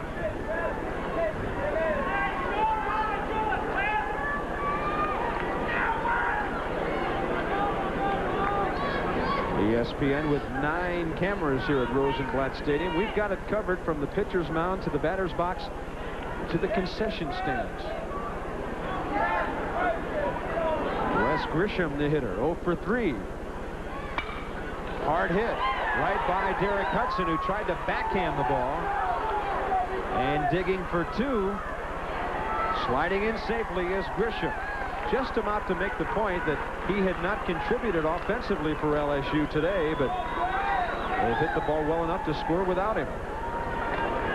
Derek Hudson has a tough time fielding ground balls. The reason you see he does not move his feet there, that's the one thing that he doesn't do. He's got good hands, but he must get himself in position to field ground balls. That ball's hit hard, but you have enough time when you're playing that deep to make that one quick step, get in front of the ball, and throw it to first base. He is very, very dead in the water over there with his feet. He has to learn to use those feet better. That Omaha fan gave Grisham a double. So did we. He's at second base with 1 out. Craig Calla, the hitter. Fastball up high. Popeye back to second. And just to relate, you have to learn how to do that. I I stopped getting down with my hands on both knees because I felt I didn't get as good a jump. I started doing like tennis players, walking into it and bouncing around on my toes on balls of my feet because I got a better jump that way and reacted better and had a quicker first step. Sometimes you get down there bogged down with your hands on your knees, Bob, and you get that weight, as we see a pickoff play at second. All right. It's still all right. Thanks, Gus Steiner. We have the second base umpire mic'd.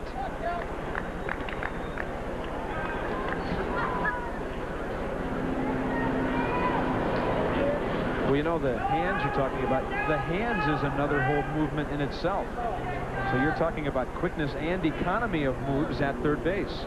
You must have quick feet and good hands. Your hands and feet must work together, and you can't be flat-footed. And that's the only thing Derek does. He does have good hands, but he has to learn to use his feet a little better. 1 ball, no strikes. Calla takes one outside, 2-0. Shadow now, as the hitter looks at the pitcher, right at the halfway mark between the mound and the plate. Maybe one reason the pitchers are giving up less hits now as we play in the middle innings. This one in the dirt. Looked like Corsaro turned it over a little bit as he changed speeds and gets clocked at 5 miles an hour over the rural speed limit. That's that little split finger that he throws for a changeup. He's taking a lot off of that change. 3-0 pitch. He got the automatic one in there.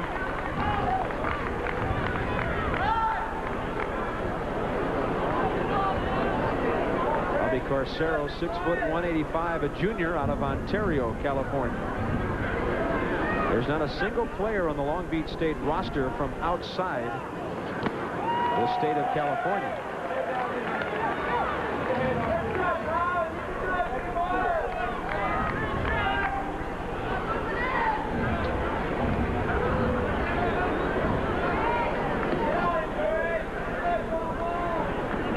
Two pitch. Grisham at second, one out in the top of the 6th. LSU on top, 8-2. They scored 2 in the second, 6 in the third on only 4 hits. Kyle Abbott's stay after being drafted by the Angels today is a short one. Less than 3 innings with 6 runs yielded on 5 walks and 3 hits.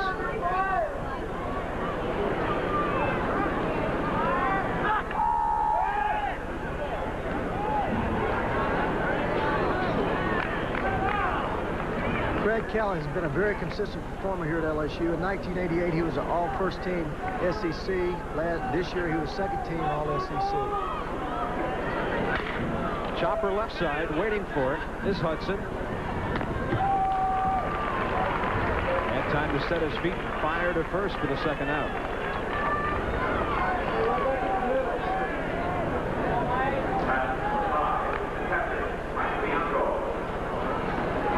Derek Hudson sets up, since we've been talking about third base play. He sets up. There he jumps in there and he starts. But what happens there is, you see that quick first step? Because he saw the bounding ball and he was able to react to it. What he has to learn to do is take a lot of ground balls in VP and during the game and realize that that first step he has to make on the hard hit balls also. It's all right. We got time.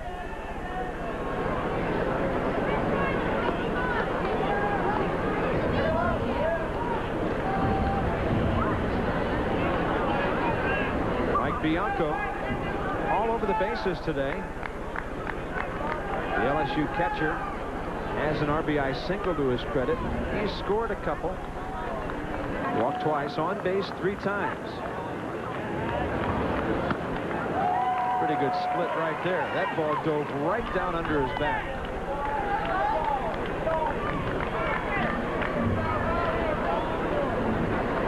Stadium personnel enjoying the action today. The sun has been in and out this afternoon. Right now it's sunny, especially out in right field.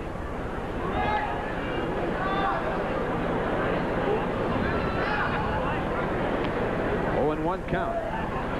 This pitch up and fading outside. And that's the way that Bianco took it out of play. 0-2.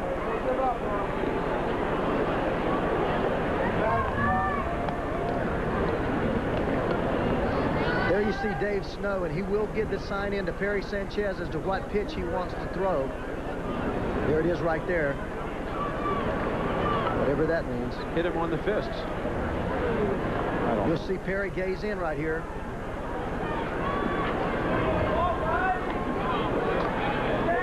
Don't get in, buddy. I like that mask, don't you? It's a beauty. He got that at one. Pitch down and a big hop for Don Barbara. He beats his man to the bag, and the top of the 6th inning comes to a close. A one-out double by Wes Grisham. Game Sports Center with John Saunders and Bill Patrick. Big news today as Michael Chang upsets Yvonne Lendl at the French Open, the Major League Draft. And back to Rosenblatt Stadium, Scott Bryan in Texas against Alex Fernandez and Miami. That'll be a big one at 8 p.m. Eastern time this evening here from Rosenblatt Stadium. And it's good to see our buddy Jim Cott getting his final homework done for the ball game tonight. He's just hanging around. He's just hanging around. Just kidding, James. Jim Cott and Ron Franklin will call the action for you this evening. Bottom of the 6th inning, Todd Gugiana is the hitter. You know, the problem is they have the last word this evening, Ray. Oh, don't they? Gugiana, good day. Triple, double, and a run scored. Another breaking pitch. This one low and inside, a ball and a strike. You know, we mentioned Leskanic having that 30-minute layoff. That's the inning that he threw the 26 pitches. In the 5th inning, he came right back after a quick inning and threw only 9 pitches, Bobby. So that might have had a lot to do with him being wild in that 4th inning. There's a fastball at the knees, 1-2.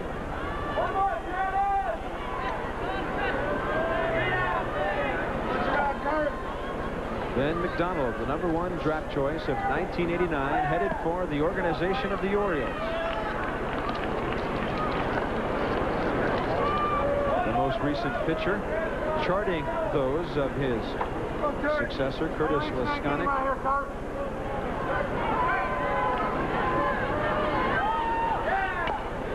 Nasty breaking ball, down and in, fouled off. That's about all you can do with that pitch. Miss it, foul it into your foot, or be lucky enough to have it go way foul so it doesn't hit you on the way. When it's that tight it is, Bob, and from a left-handed pitcher to a right-handed hitter, I've said 2 or 3 times before, but I'll say it again, that was the most difficult pitch for me to handle because it appeared right on the inside part and just ate your hands up. Ooh, he almost ate the pitcher up. That pitch was up, and the next time Todd Gugiana bats, he'll be looking for the 4-bagger and the cycle. He has a triple, double, and now a single.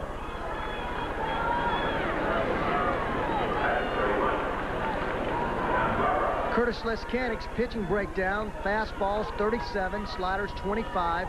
Pretty close mix there. Changeup 1.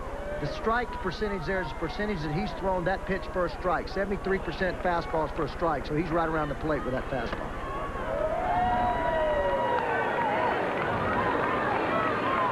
Don Barbara doubled his last time, scored a run in that 2-run 4th inning.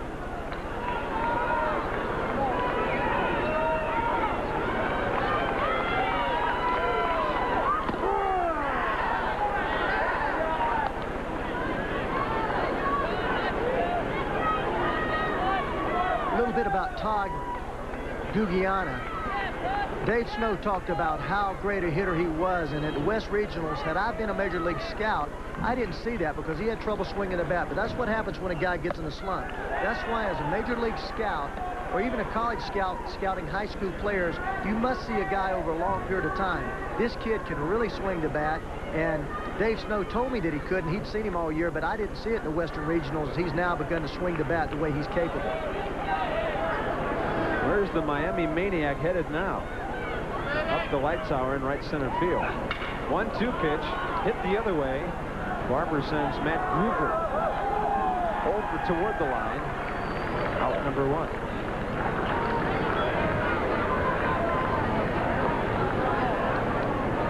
One on, one out. Dan Berthel, the hitter.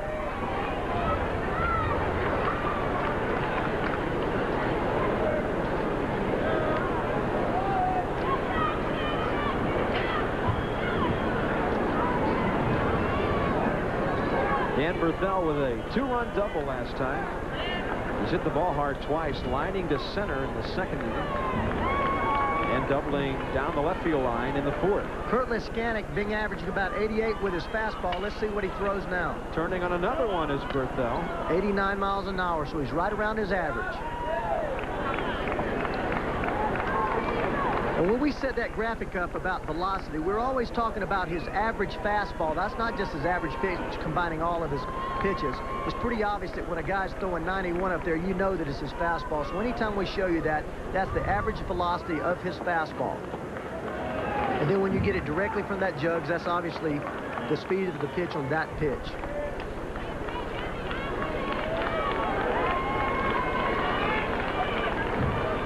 Here's the radar. There's a slider. Off the glove of Mike Bianco and down to second base, Todd Gugiana. That one has the look of a pass ball to it.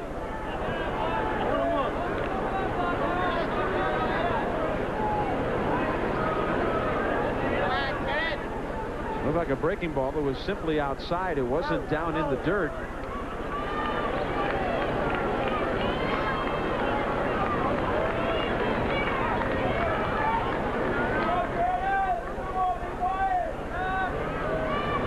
Pitch is up high, ball 2.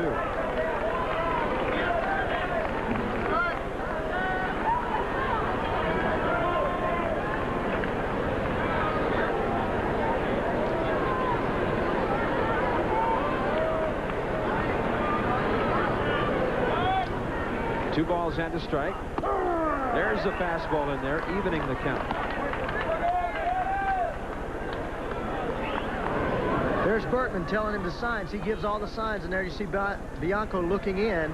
Bertman shaking no. I don't think he wants him to throw the changeup. He shook his head and wiggled his hands no, unless that's a deep. He doesn't want him to throw a changeup. Fastball away, I think. It was a fastball, but it was up high, and that fills the count at 3-2. Well, Bianco sit outside. He just didn't get that ball out there where he wanted it. That was a 90-mile-an-hour fastball. And that's typical. When the ball is up in the strike zone, it tends to be a little faster. So when he's down, it'll be 88, up about 90. Fastball up, fouled back.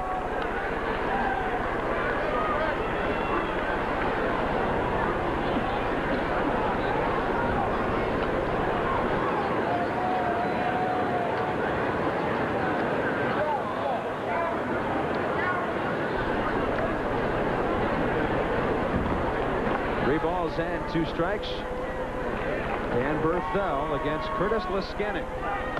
Fastball up and ball 4. 2 men on with 1 out. That is the first man walked in the ball game by Liskanek. Coming into the game, he had fanned 117 and walked 50 in 108 innings. So a better than 2-to-1 strikeout to walk ratio, and more than a strikeout per inning.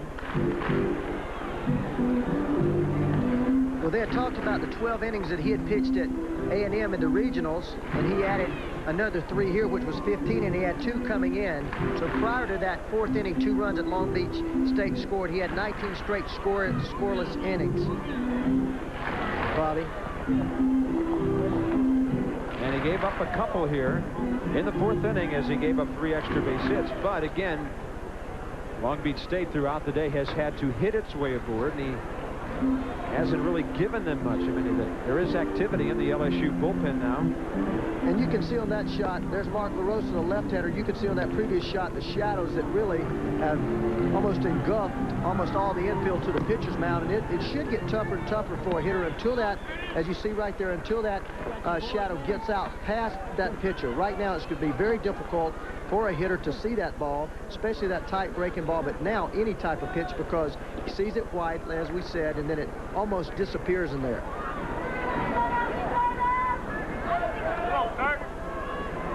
Terry Sanchez, the hitter, with 2 on, 1 out. Well hit to left center. Going back is Snyderwind, and he makes the catch about 390 feet away. Tagging and going to third is Todd Gugiana. Sanchez got a good piece of that one, but it's out number 2.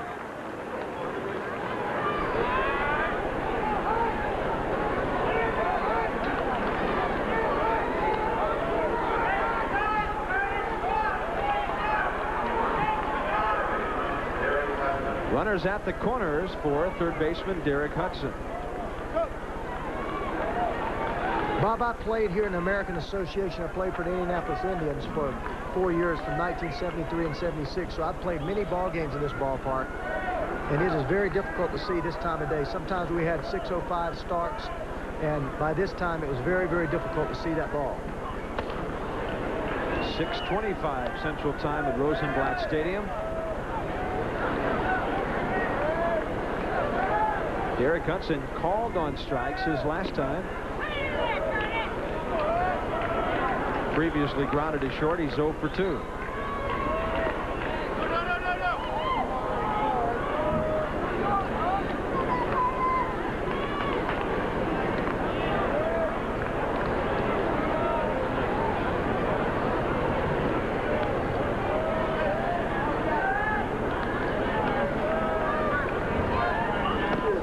There's a fastball up. Hudson couldn't catch up with it. 1 ball, 1 strike.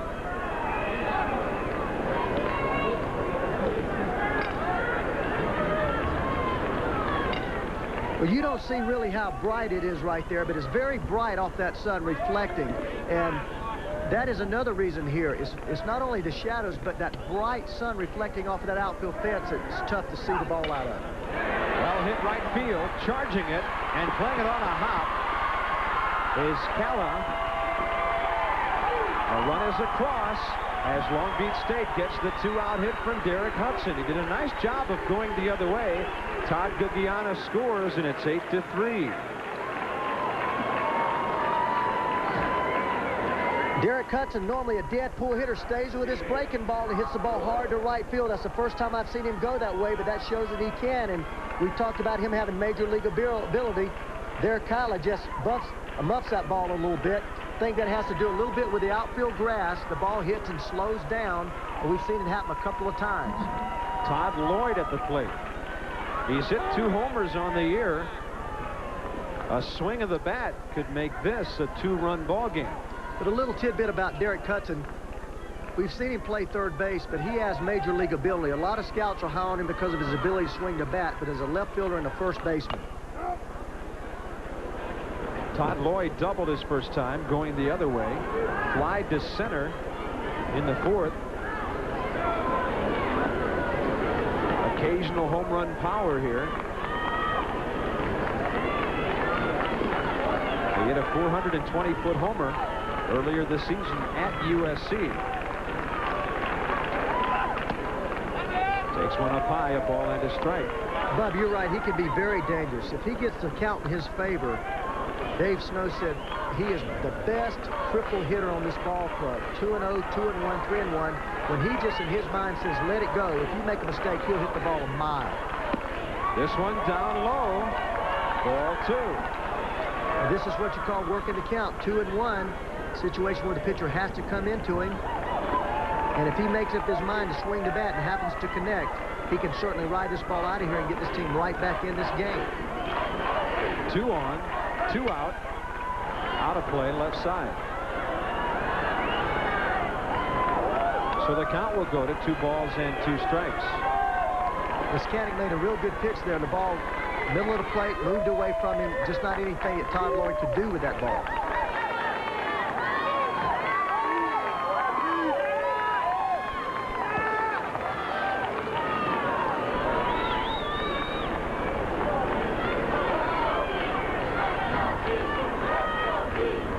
Pitch inside. Down low, he held up in time. Third base umpire Bob Jones turning down the appeal. The runner from first will be moving on this 2-out, 3-2 pitch. What Bertman does, he does not like to go 3-2 with anybody. He wants that 2-2 pitch to be the pitch that makes something happen. That's why he's shaking his head. He wanted that ball to be put in place some way. Long Beach 49ers have only hit 15 home runs in 65 games this year. Now you put great pressure on the defense with this runner moving at first base. Any ball hit in the gap is going to be 2 runs.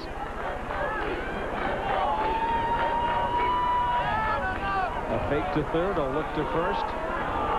But what you do as a runner on first base, you're not stealing the base. You make sure he goes home.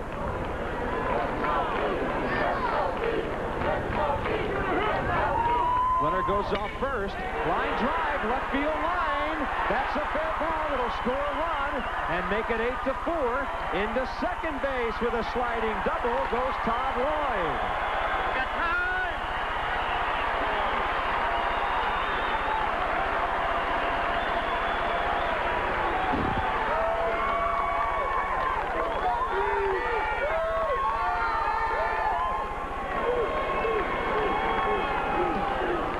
Hitting right here. The ball's down and away. He goes with this ball perfectly. That's a nasty pitch, but a great piece of hitting.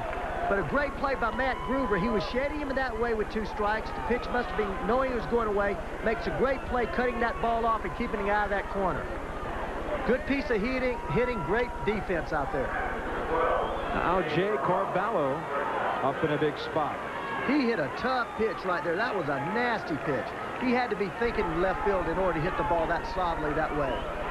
The ball was on the black and moving away from it. It was once 8-0. A single to the outfield could make it 8-6. A breaking ball for a strike.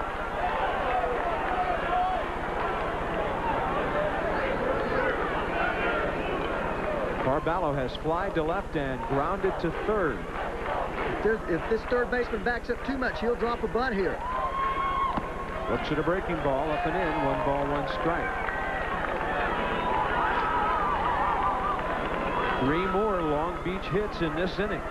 Jay Corballo knows that if he drops a bunt here, he still has runners on first and second, gets a run in. That third baseman is challenging him right there. 1-1's a good pitch to do it. Let's see if he'll try it. Well, he took a half swing and fouled one to the right. There's Todd Lloyd's mom celebrating her son's RBI double a moment ago. Todd has hit well in the College World Series. 2 doubles today. He had 2 singles on Saturday. 4 for 7.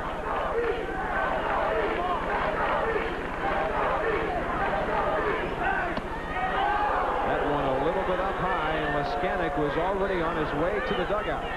Well, I finally learned, Todd Lloyd's mother, I know how she feels. I finally learned. My little son, Brooks, is 9 years old and playing Little League, and I got to see him play his first game this year after being away from him for 9 years, and I get so nervous during those games that I never got nervous playing baseball. There's a pitch up, foul tip, and he held on for the strikeout. Strikeout number 3 in the day for Leskanic. But in the 6th inning, the 49ers get back in the game. They scored 2 runs on 3 hits, stranding 2 runners. They've left 5 today. But a lot of time left in this one. LSU once led by 8. It's down to 4.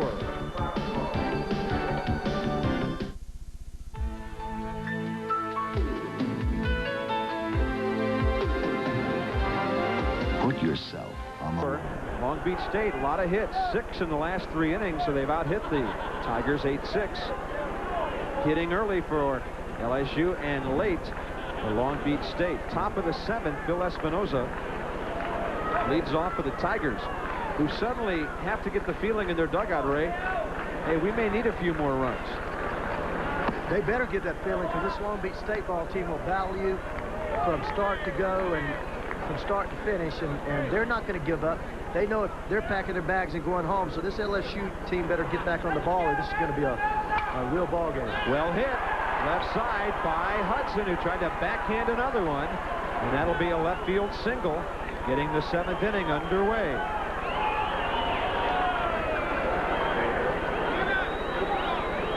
There's Derek Hudson again. Let's see what he does. Let's see if he takes that first step. He jumps, he steps, but see how he slows down with that ball. You can get in front of those balls as a third baseman. He just hasn't learned to play third base. He slows down. You don't see it there, but on the first shot, he took a quick step. Instead of taking that other quick step and getting in front of the ball, he tried to backhand it. It's tough playing at third base corner, I'm telling you, but once you learn how, you can take advantage of those short hops. Ron Lim is the pinch runner, a junior outfielder. Off the bench, he'll replace Espinoza. And then we might see a substitution at third base defensively. Well, we'll have to, but the man we would expect to see out there would be Luis Garcia. Ron Frazier with a big ball game coming up tonight against Cliff Gustafson and his Texas Longhorns. This is a very long ball game, and I'm sure the coach doesn't like to sit here and watch this one take 3 hours or more, which pushes back the time his team plays Texas. And it gives you, it makes you a little jittery. They're ready to come to the ballpark. They plan everything and schedule it out. They get out here and sit around. If they are out there, I'm sure they are, and you get a little jittery. You're antsy. You're ready to go once you leave that hotel. See, they're all dressed and ready to go.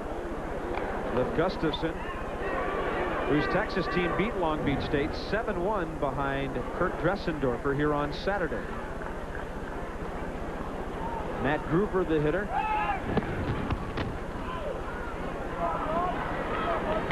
Ron Lim, good steal stats this year. He's successful 80% of the time on 32 steals in 40 attempts. DeLoss Dodds, the Texas athletic director, with Coach Cliff Gustafson. Runner going, throw is low, bounces into center field, but backing up is Chris Gill, who tried to decoy the runner into thinking the ball had gotten by him, but Lim did not buy it. Lim, the fastest runner on the team, gets an outstanding jump, just goes, first move. Sanchez, quick release, but not real strong arm, bounces his throw down there and enables him to be safe. And he made a strong throw there. Look at Chris Gill giving the fake there. That's what I'm talking about, that kid doing a lot of things. Great jump. This kid can fly right here. But the throw was there in plenty of time had it been a good throw. Perry Sanchez, very quick release, a little short on the arm. Now on 0-2, Matt Gruber needs to make contact and move the ball to the right side. Espinoza with a single, Lim with the steal.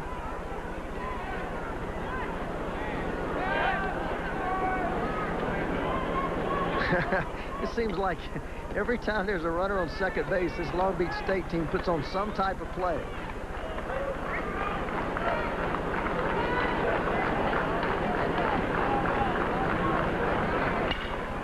Well, all they're doing is borrowing some of LSU basketball coach Dale Brown's freak defenses. We saw them the other day with a second baseman out in center field running right in behind a runner and then tearing back over to his normal position. Dave Snow with all kinds of plays defensively. Well, Matt Gruber has a job to do here. We didn't talk about it, set it up earlier, but with the runner on second base, now it's 0-2 and it's going to be difficult, but he should be looking for a pitch to end or bunting the ball to get over. That fifth run is very important. That keeps a grand slam, obviously, from beating you, and he's pitched him away, but he needs to make contact and try to pull the ball. There he tries to on a nasty pitch. 0-2, you're just trying to make contact once you haven't been able to do that job, but we didn't set that up, but as a hitter, you all know that you need to try to get a pitch to pull to get that runner over because it's so important to get him over there. That's just a nasty pitch right there, and I think maybe he had in mind to pull that ball, but he should have done it a pitch or two earlier. One out on Corsaro's third strikeout. He'll face Scott Snodewind, who's doubled in 3 trips with a couple of RBIs. Well, he actually only had one pitch because the pitch that he stole on was called a strike, Bob, so he only had the 0-1 pitch, and sometimes when you're behind 0-1, the pitcher will make a good pitch and you can't pull it. Corsaro has settled things down since coming in.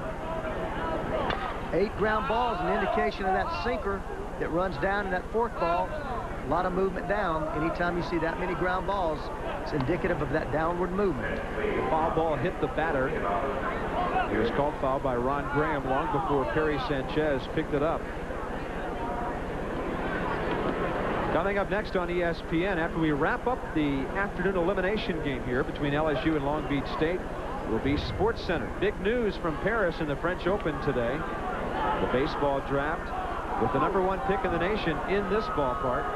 They're going to have to take that sign off the wall because that is in play. I guess ESPN stands for Enthusiastic Sports People in Nebraska. Well, a little too enthusiastic. Maybe they can put it up on the back wall behind the bleachers. Third base umpire Bob Jones. Makes the longest run of the day. Well, that's what he told me. He said, if you want to go put that up, go over there and put it up by the bullpen. He said, take it down, but go put it up by the bullpen. Yeah, that's in play out there. Umpires have all kinds of things to watch for, don't they? 0-1. Scott Snyderwin, very aggressive hitter, as he showed you earlier in the game by ripping that ball into right center.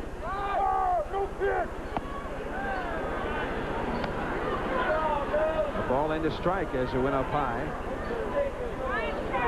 Skip Bertman did say if he could get the count right with Lim, he would run him at third base. I talked to him just prior to the game. He would run and steal Lim, but Lim's the only runner that's capable of stealing third base from his ball club he fields.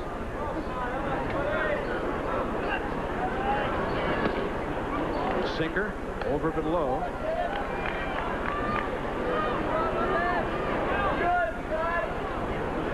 But this Long Beach State defense, they're so aware. Chris Gill right behind the bag at second base. They're so aware. They just won't allow you to get a lead. They deny you that lead off of second base.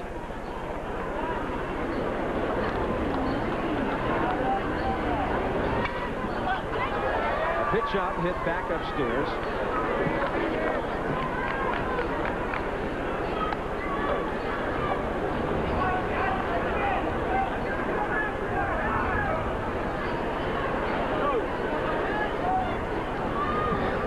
A pitch earlier that was ruled no pitch because time had been called. So it is 1 ball, 2 strikes. 4 pitches have been delivered to the hitter, but 1 was called a no pitch as time was called. There you see Chris Gill sneaking in behind the runner, and Lim just cannot get a big enough lead there to go. He'll stay right there until the pitch is about to be made, and Lim feels his presence. There he moves off. Well hit, but at the shortstop. Jay Carballo staying right with it.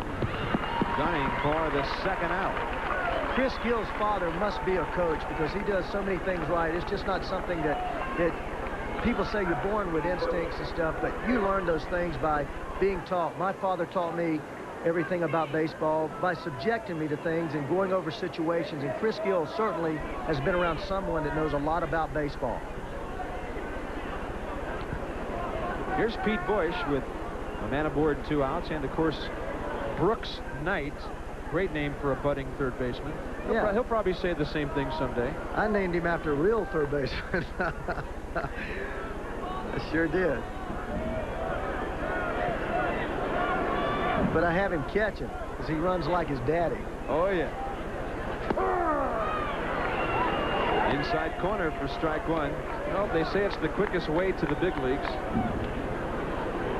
I don't call those the tools of ignorance either. I call those the tools of toughness that catchers wear. You can't be very ignorant and play that position. No, you get beat up back there, and next time that we talk about Mike Bianco, we'll talk about some of the things that he's endured during this season.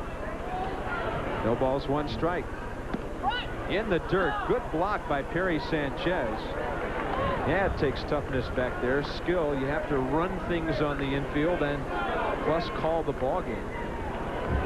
Perry Sanchez, just a wiry kid at 130 pounds or so, still doing a good job of getting in front of those nasty in-the-dirt pitches. Well, I can remember seeing those big bruises, those big purple whelps on Johnny's benches inside of his legs and on his shoulders, and with Gary Carter, you just don't know how they take a beating. Plus the fact that they're tireder than anybody on the ball team. I remember when they tried to make me a catcher, my knees were so tired that when I went to hit in about the 4th or 5th inning, I just didn't feel strong enough to hit. And that's in contrast to a guy who felt more relaxed catching and then hitting, Joe Torre. He said he was a better hitter when he was catching instead of playing third base because he was more tired and thus more relaxed at the plate. Didn't try to do things he was not capable of doing. Here's the 1-2. He jammed him, and it's fouled off to the right side. We're playing in the top of the 7th inning. Long Beach State has out-hit LSU 8-7, and the Tigers are on top 8-4, having scored 2 runs in the second, 6 in the third, and Pete Bush is feeling the effects of that pitch down and in that he fouled off. This ball really sinks in, and this is just about the only thing you can do with it. See that ball sink down. He tries to get out ahead of it, and when you do, you're either going to hit the ball real solid foul or real solid off your foot. Believe me, he'd rather hit it real solid foul. Well, you like to see the ball hit the ground first if it's going to hit a hitter, but that one got him right on top of the foot without hitting the ground at all.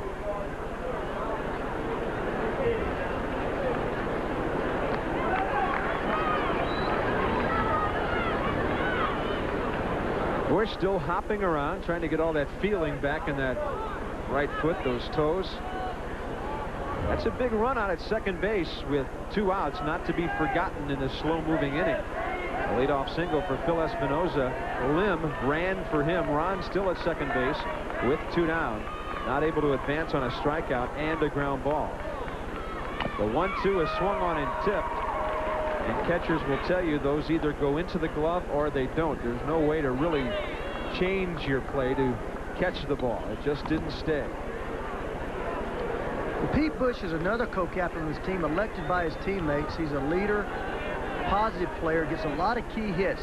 Hitting .294 on the season, and Skip said he didn't have the year that he thought he was going to have with the bat, but he's just such a positive person to be around. And one thing about it right here, he likes the ball down. You see him keep chasing these pitches. He likes the ball down. They may get him out upstairs, but he likes the ball down. Here's the 1-2. It's a fastball tailing outside. 2 balls and 2 strikes. A good pitch to a lot of hitters won't be a good pitch to a low ball hitter. They like the ball down there, and they'll go down and get it. And I've heard pitchers say, I made a good pitch. Well, there's some left-handed hitters. Willie Stargell could take the ball off his shoe tops and hit rockets in the upper deck. You throw those guys low, you're asking for trouble. Well hit right side. What a play by Don Barbara. To the pitcher, they got him. The game's best defensive play saves a run. As Don Barbara, with that glove on the right hand, reaches to his right, makes a dandy pickup and feeds on to Robbie Corsaro for the out. And we'll see if that picks up Long Beach State when they come to bat in the bottom of the 7th inning. Barbera makes a great play. We don't see it there, but he runs toward the bag. The pitcher's covering. Corsaro gets over there quickly, and bang, bang. That's a very close play. A leadoff single. That moves Scott Snyderwin over to left field. And replacing Phil Espinoza at third base defensively is Luis Garcia. LSU defensive changes. Bottom of the 7th, top of the order. For Long Beach State, Darrell Sherman still trying to reach base for the first time in Omaha. Spun out of there on a high fastball. LSU 8, Long Beach State 4. The 49ers have 6 of their 8 hits in the last 3 innings. 3 in the 4th, good for 2 runs. 3 in the 6th, good for 2 runs. Darrell Sherman 0 for 7 in the series. Garcia in close at third because of his speed. We talked about in the open about getting Darrell Sherman untracked. He's 0 for 7 in the series. There you see Garcia taking the bunt away from him. This kid is the catalyst for this offense, and he just has not gotten anything going himself throughout this series. Stands are gradually filling up. Rosenblatt Stadium holds 17,280. We've had some great crowds here this week, and a lot of folks are gathering for the Texas-Miami game.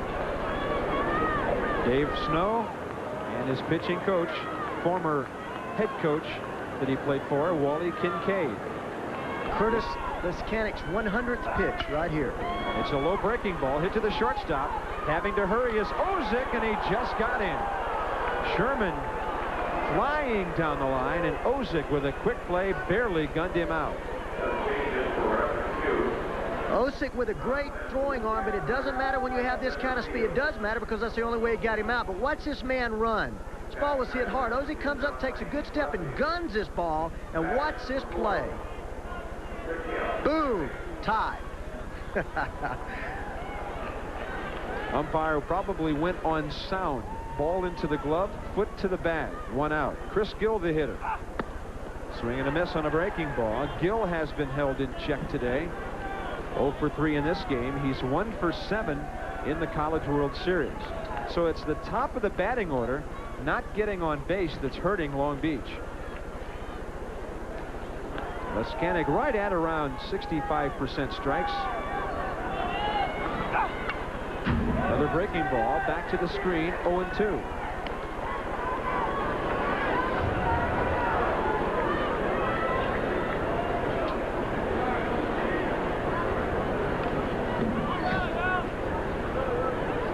Number 2 Texas against number 3 seeded Miami this evening. Matching up 2 first game winners in the West Division.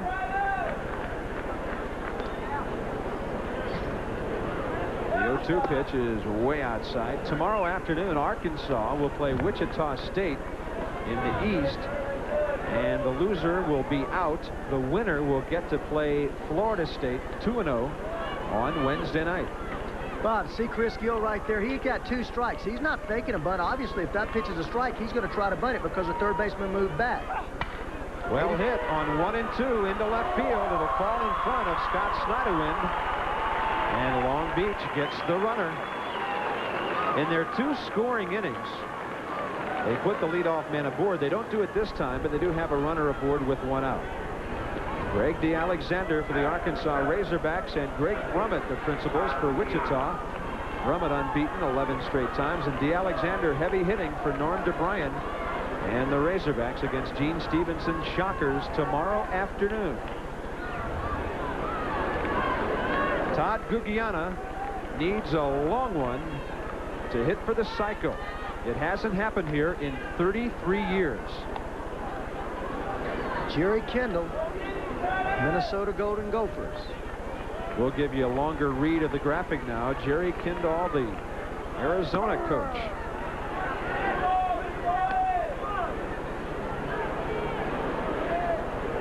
"33 years since a cycle."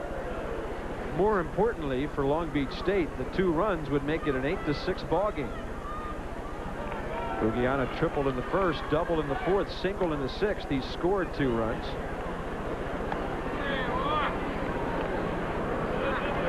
Chris Gill, a good base runner. He's stolen 15 in 22 attempts. Pitch out. Pitch out. Runner back easily.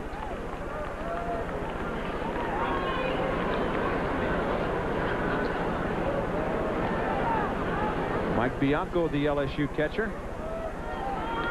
Bianco, he fastball in. 2 balls and a strike. Mike Bianco, talking about the toughness of a catcher. He's played in all 69 games this year, started 65 of those. Talking about tough, he had a severely bruised forearm, punctured eardrum, elbow contusions, and now he has the flu. And he hurt his right knee and has not missed a game all season. Fastball popped up. Right center. Rushing on is Ron Lim, the center fielder. Calls Craig Calla off the ball. 2 outs. Gugiana 3 for 4. And with 2 outs and the runner still at first base, Don Barbara will be the hitter. What a dazzling defensive play Barbara made at the end of the 7th inning with LSU at the plate to keep this from becoming a 9-4 ball game. That shows what type of team that this Long Beach State team is. They're down 4 runs and they're pitching out. They got it. He's out. Never getting back to the bag was Chris Gill. He's claiming the pitcher balked and he was fooled into being picked off. First base umpire Bob Roberts punching him out, and that'll put an end to the inning. 4-run lead. You can't get that too much lead. You've got to take a one-way lead or a safe lead. And he's out. There's no question about it. I don't know if that picture did the jump start, but look at here. He's back. Here's the tag. He's out by 3 feet. So the 49ers, who need base runners, lose one on the pickoff. Top of the 8th inning here at Rosenblatt Stadium. Ray Knight, I'm Bob Carpenter. Welcome to our cozy broadcast position. It is very cozy up here, Bob. I'm getting to like you a little bit. Over a week, you don't have much choice, buddy. That's right. Let's go down to the field where it is the 8th inning getting underway. Top of the order, Tookie Johnson is the hitter for LSU. 1 for 4 today, but what a big hit it was. It was a 3-run double, the big blow of that 6-run 3rd inning. His hit is the thing that keeps this from being a close ball game right now. LSU led 5-0 at the time, and he drove home 3 to make it 8-zip. The ball into strike, and really not to be overlooked here, Ray, is the job that Robbie Corsaro has done since coming in the 3rd inning in a situation where the 49ers could have just folded this thing up and phoned in the rest of it. he settled the ball game down after the starter, Kyle Abbott, only went 2 1/3 innings, and he's kept his team at least with a chance to get back in the ball game. By doing something that Kyle Abbott did not do. Kyle Abbott was not able to throw strikes, and Cordero has done that. His team behind him catches the ball fairly well, and he's come back, and they're back in this ball game. Cordero, a junior right-hander, 6 foot 185, out of Ontario, California. This one is well hit to left center. At the track, who wants it?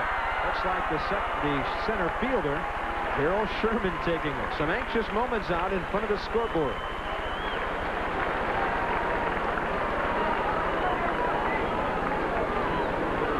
Well, the center fielder is the general out here. He makes his break. He's going for the ball. He's there. He's calling this ball all the way. Darryl Sherman had a great build-up, talking about him being a major league prospect, tremendous speed, makes contact, steals bases, puts pressure on the defense, and just what they call a skyhawk, catches everything in the outfield, but he just hasn't shown that offensive stuff here. Keith Ozick, the hitter, 1 for 2. The LSU shortstop has been on base 3 times. He's walked a couple.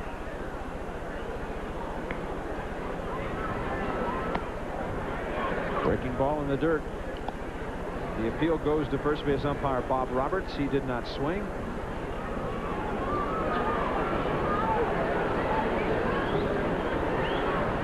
There's a good breaking ball. It was a strike when the swing started. By the time the bat was through the hitting zone, it was low and away. 1-2.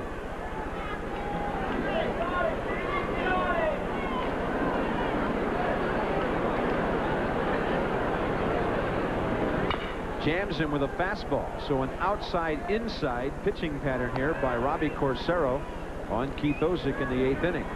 Bob, this ballpark has played a lot smaller today than the first 3 days that we were here, simply because the wind's blowing out today. When it's 420 to center field with that wind blowing in, there's hardly anybody here that can hit the ball out of the ballpark. With it blowing like it is now, it makes this ballpark a lot smaller. 1-2 pitch. Missing outside. As we talked about yesterday, pitching has dominated this College World Series. Teams are averaging only about 6 runs between them a ball game. More than that here today. And a nice scoop by Derek Hudson. 2 down.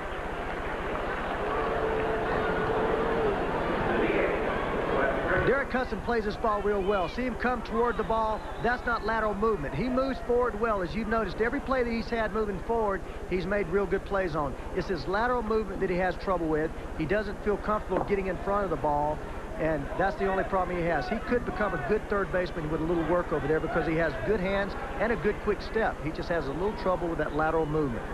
Also saw how he had the hands way out in front of his body, and that made it a short hop instead of a long hop. Well, he obviously has the arm.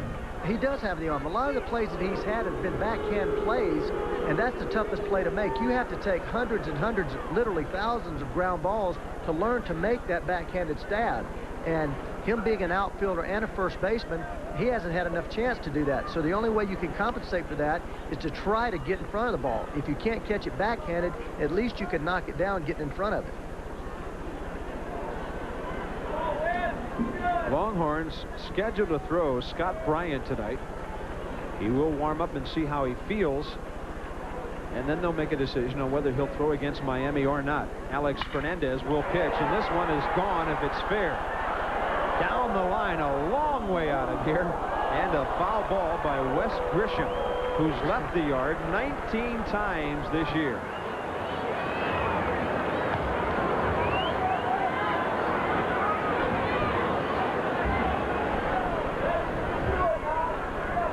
It doesn't matter how big the ballpark is with this man's hitting. Look at the power and the generation, how he stays behind that ball.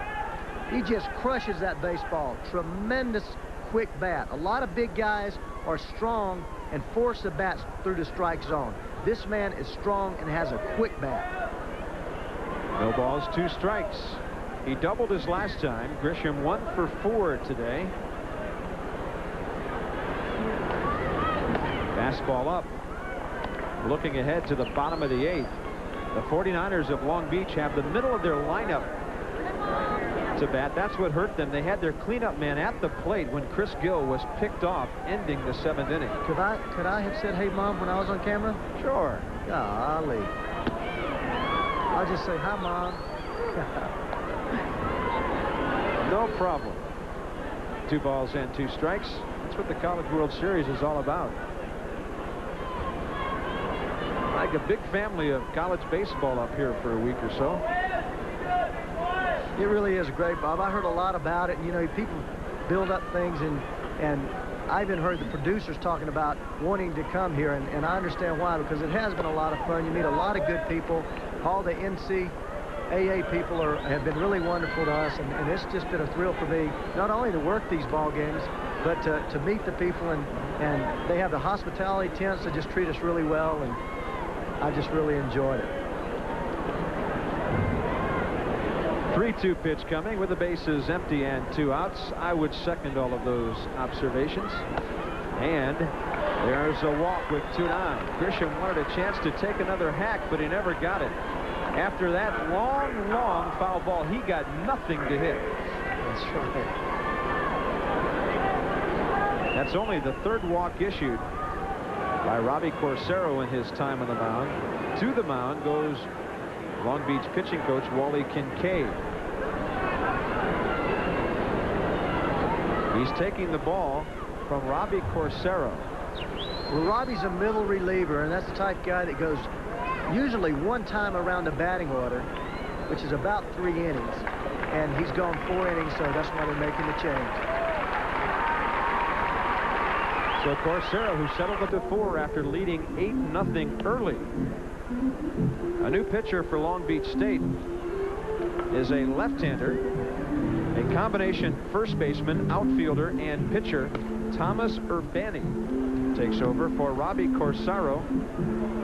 He pitched well in relief of Kyle Abbott. And Urbani features a slider, a real crisp, big breaking slider, fastball that he runs in, changeup, and a curveball. Good command. Pitched the first game in the West Regionals against Oklahoma, against Oklahoma, and won that ball game.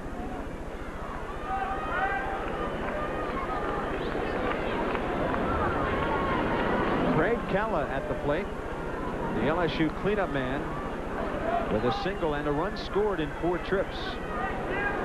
Runner at first, 2 down. Wes Grisham is the runner there. There's a grounder to the shortstop. Staying with it, Carballo. Offline throw to Chris Gill, and Gus Steiner called him out at second base. So a walk with 2 down, and that runner stranded. LSU leaves its 8th runner on base here today, but his high fastball there has been 91 miles an hour in the 1st, 2nd, 4th, and 5th, and now he's dropped down to 89, but he's still averaging 89 miles an hour in that 7th inning. Still looking pretty strong and pitching to Don Barbara. Well, that was an amazing graphic there. His high was 89 and he averaged 89. So although he may drop a little velocity for his best pitch, he was still able to maintain that good crisp fastball. That's why he's still in there despite being scuffed around a bit in the middle innings. And Trippy Johnson with the play there to get the bottom of the 8th underway. Long Beach State down to its final 5 outs. So Leskanik has worked through the numbers 3 and 4 hitters, picked off the number 2 man who was on base in that 7th inning, and now he works to the number 5 man, Dan Berthel. Berthel with a double, 2 runs driven in, a walk and a run scored in 3 trips. He's 1 for 2.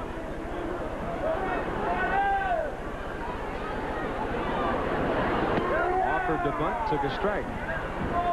Dave Snow expects this man to be drafted. He said there's been some scouts around. Not a whole lot of interest in him because they don't think that he has a quick enough bat. But from what I've seen from him, he can play because he runs extremely well, plays outfield well, and has ability to really grow because he's tall and lanky and can really thicken up and get stronger. Coming up after our ball game here, Sports Center with news, big news from the French Open today on the courts of Roland Garros. And then tonight, prime time, Scott Bryant and Texas will take on Alex Fernandez in Miami. It'll be a little later than 8 o'clock Eastern because of the duration of this game.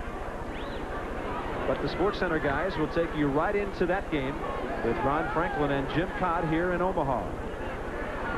With Ray Knight, Bob Carpenter, bottom of the 8th inning.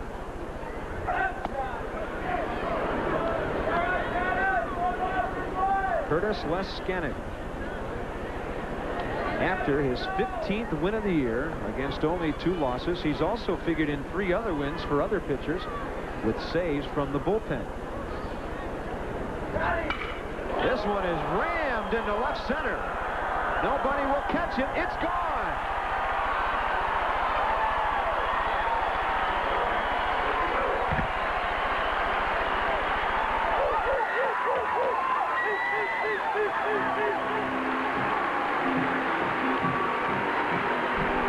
Dan Berthel with his 2nd homer of the year, a bases empty shot that makes it 8-5. And it looks like a fire alarm has been sounded in the LSU bullpen.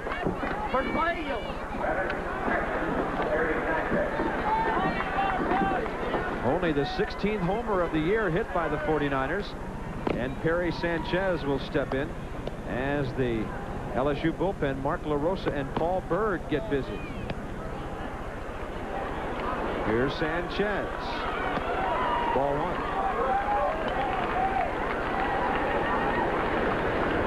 Danny Berthel gets a pitch, looked like to me, right out over the plate and up. And he drilled that ball. Now back to live action for strike 1 to Sanchez, who's hit 3 fly balls today. 1 to right field, 1 to the shortstop, 1 to center.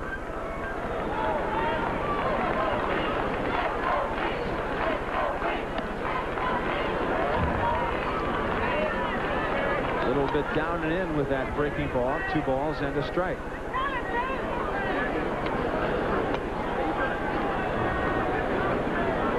This is an important at bat for Long Beach State, because Sanchez hits in front of Derek Hudson, their home run leader, who's next. A grounder foul outside first. Of the 10 hits Curtis Leskanik has given up today, 7 have been for extra bases. A homer, a triple, and 5 doubles.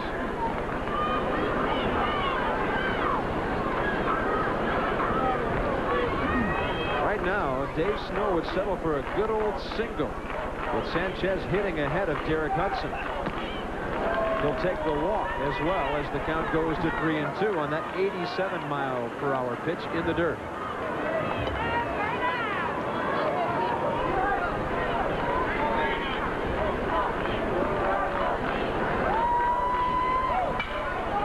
Hit hard, but right at the first baseman. Good play by Pete Bush. 2 down. Sanchez 0 for 4. Nice glove work by Pete Bush at first base. And Derek Hudson will bat with 2 outs and the bases empty. And Skip Bertman is on his way to the mound. Well, Curtis Leskanik, I believe, is losing a little bit. He threw an 82-mile-an-hour slider that the home run was hit on, and that's when his slider's been around 84. Now the last 2 pitches have been 87 and 84 fastballs, and Bertman signals for the reliever. Curtis Leskanik only went the distance once in 15 games started this year. Right-hander Paul Bird is coming in for LSU. It's a 3-run game in the bottom of the 8th inning with the bases empty and 2 outs. So Curtis Leskanik will pitch 7 2/3 innings, giving up 5 runs on 10 hits. He walks only 1 and could be the winner. You're looking at an auto accident that never happened, because Liberty Mutual Insurance continually searches to prevent auto accidents and injuries. In helping to pioneer safety belts, we helped make driving... 6 foot, 170 pounds, from Louisville, Kentucky. This kid was drafted out of high school by the Cincinnati Reds. He's got a 90-mile-an-hour fastball plus that moves and runs in. A curveball that's a true down breaker, meaning a 12-6 curveball that goes straight down and a straight change. Has a tendency to be a little wild, but he's just a freshman, 18 years old, but really liked by Burton. Well, he's done a lot of work this year in the bullpen and as a starter. This is his 26th appearance. He has started 10 times, 6-2. He'll face Derek Hudson. RBI single his last time. Home run power, and he takes a breaking ball for a strike. There's that breaking ball. Real good bite, straight down, right over the top, kind of like wind to shade curveball that they teach you when they first start you to teach the curveball. Pull straight down on those seams and get that good rotation. Bird, a freshman All-American out of St. Xavier High School in Louisville. Here's the 0-1. Another breaking ball. Looked like a perfect pitch, but called ball one by Ron Graham.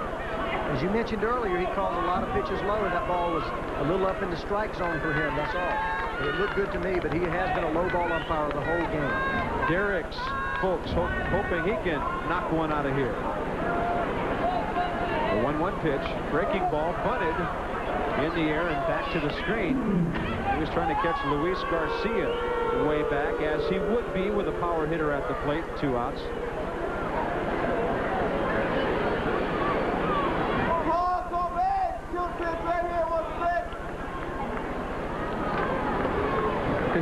Looked like Skip had to go through a sequence or 2 extra there to get his point across. The ball and 2 strikes. Mike Bianco taking them from the dugout, relaying them to the freshman pitcher. Paul Bird, he has come out throwing 3 straight breaking balls. Let's see if he shows him the fastball here. It goes back to the breaking ball. There's the heat up and in. As you see, 92 miles an hour, just showing him that fastball up and in. Tell you, if I had a fastball like that, I wouldn't throw too many breaking balls.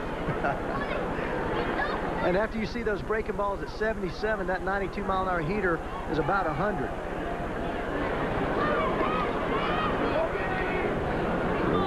Two delivery.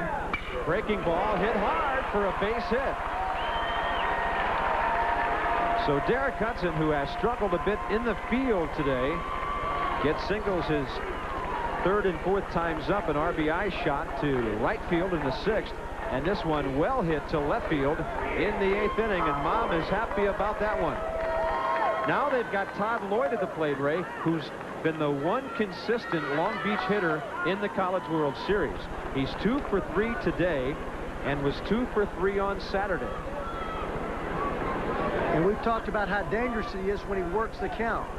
He likes the ball down. We saw him hit a very, very tough pitch last inning to left field, or his last at bat hard to left field. Works the count well, gets a good pitch to hit. The type of guy that will adjust to the breaking ball and pull it, and you most happen to see him hit the ball to left center field on the fastball. Lloyd, a junior out of Anaheim, with his 20th RBI of the year here today, and he takes a heater up and away, 2-0.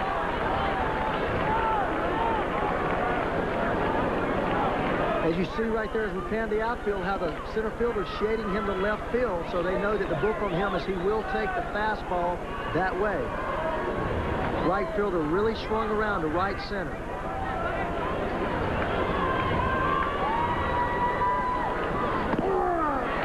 That one running to the outside half of the plate. 2 balls and a strike.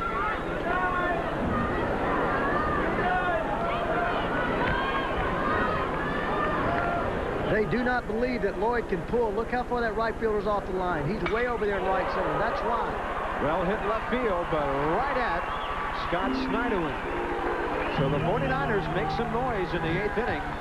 They get a run on the 3rd inning. And Todd Gugiana, the left fielder for Long Beach State, with 3 hits, a triple-double, and a single this afternoon. 8-5 as we go to the 9th inning at Rosenblatt Stadium, Omaha. It's Game 7 of the College World Series, the 2nd elimination game. The loser goes home. The winner of this contest will stay alive. Texas and Miami is coming up later.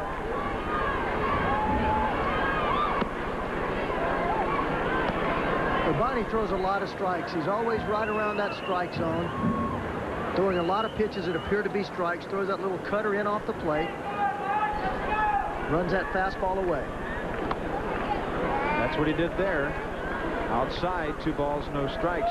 Mike Bianco on base 3 times in 4 trips for LSU. He's walked a couple of times, driven home a run with an RBI single. He scored twice. 1 for 2 on the day. the inside corner. Well, if Curtis Leskanek holds on to win this game, he'll set a new LSU record for wins in a season with 15. Tied with Ben McDonald and Stan Lohr, who had 14 wins in '86. This one is trouble down the right field line and battling the sun. It was a fair ball when Dan Berthel made the catch. That ball came twisting back into fair territory. Well, he looks up. He doesn't use his glasses here because he's running away from the sun. The sun is setting to the southwest, and he's running away from the sun, so he's not looking up into the sun. He didn't use his glasses there. One out. Tough play in right field. Nicely done by Dan Berthel, who hit the homer a few minutes ago. And we'll get our first look at the plate at Ron Lim.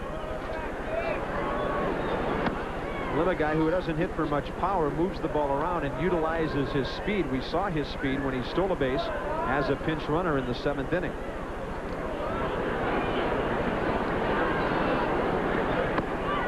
Urbani with a fastball inside. 2 balls, no strikes.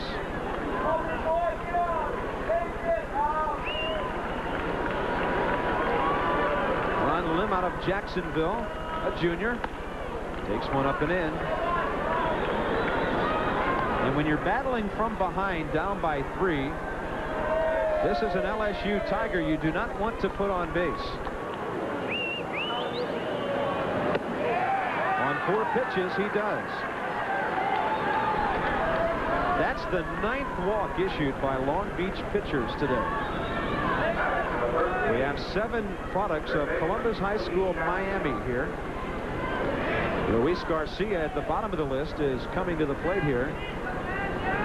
5 of them belong to the Hurricanes, a couple of Florida State.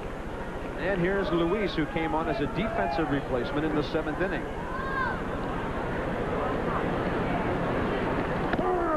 Garcia taking one right in there. He's been up to bat only 71 times on the year. He started 20 games, played 47 overall. And most of those games, if you are well aware of, has been as a defensive replacement. Fisted with a breaking ball, no contact. It's 0-2. Skip says he hasn't learned how to hit yet. He's just 18 years old, freshman, as you said, from Miami, Florida. He says probably the best defensive prospect that he's had in a long time. He really knows how to play third base, and as well as all the infield positions. But he really struggles with the bat because he just hasn't learned how to hit. He needs to get a little stronger. Breaking ball low. Well, that's something that can happen to college athletes. We saw Rod Stillwell of Arkansas yesterday. Never hit for much in his career, and suddenly as a senior hitting up in the 350s. So you never know. The guy starts with defense, and the offense may come a little later. Well, Skip really likes him. He says he has good mechanics at the plate and good bat speed, but he just hasn't learned how to hit swings at bad pitches in off the plate. He got jammed. They'll have to hurry for 2. News, we've got the Major League Baseball draft today. The #1 pick in the nation in the ballpark, not pitching here. But Ben McDonald is in the dugout, and if LSU holds on here in the 9th inning behind Paul Byrd, we could see Mr. McDonald later in the series. Bottom of the 9th is underway. The hitter is Jay Carballo, the shortstop, 0 for 3, and he took strike 1. Low and outside, 1 ball, 1 strike. The Tiger bullpen has done the job. They are unbeaten in 43 games when they hold the lead at this stage of the game.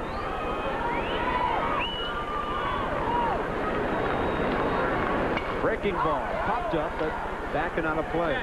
Well, that tells you a little bit. That tells you a little bit about how Bertram knows how to use his pitchers.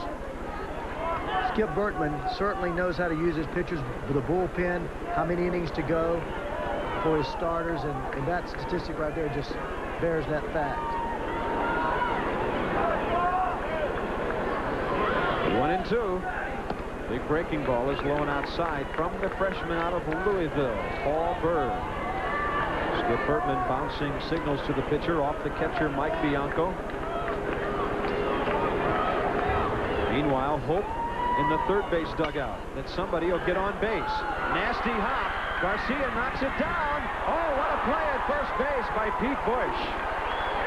Garcia brought in as a defensive replacement. He fought a nasty hop down to the turf, and what a pick by Pete Bush at first. Talked about aggressive play all week. He sees his balls topped. He makes the only way to make this play is a do-or-die play. He comes and tries to get it short hop, catches it right on the cut. Ball bounces back to him, makes a good throw. He had a little more time because he cut the distance so much there, but a great play at first base also for Bush. Look at this play. Keeps the ball in front of him, comes up and makes a short throw, but right on line and was able to pick the ball over there at first. Look at him jump up there. That's athletic ability for you right there. That's a big play by Pete Bush. If that runner reaches, Long Beach State only needs one more runner to get the tying run to the plate in the 9th inning. After strike one, a foul to the left side, and it's 0-2. Well, you don't teach those reactions. That's what we've talked about by playing a lot of ball and being down there from Christopher Columbus High School. Obviously, he's been around a lot of ball players. You take a lot of ground balls. You see that overspin off the bat. Know that you have to get it on that short hop or it's going to eat you up. He got it just above that short hop, but kept it in front of him and stayed with it and made the play. Mardi Gras beads flying everywhere as LSU tries to nail one down, and almost nailing the outside corner was Paul Berg. Ball one. Long Beach State, a real fairy tale season. Dave Snow's team winning 50 games, upsetting Arizona in its own regional at Tucson. Fastball fouled back, and even if Long Beach is eliminated, Ray, they will go home proudly with what they accomplished this season. Well, they certainly will. They were the most, they weren't picked to pick. Arizona was picked to win. Oklahoma was a second seed. Here's that play again at third base where he charges the ball, and that's just aggressiveness there, but throwing on the run. He got a little eager. He made the play, but when you're moving that quickly in, you're cutting the distance for that runner to get to first base. He could have righted himself and taken more time, but that will come with experience. But the instincts and the hands and the ability's there. He just needs to play a little bit. 2 balls, 2 strikes.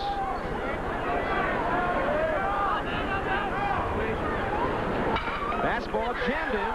The pitcher's got it. One more out and LSU advances.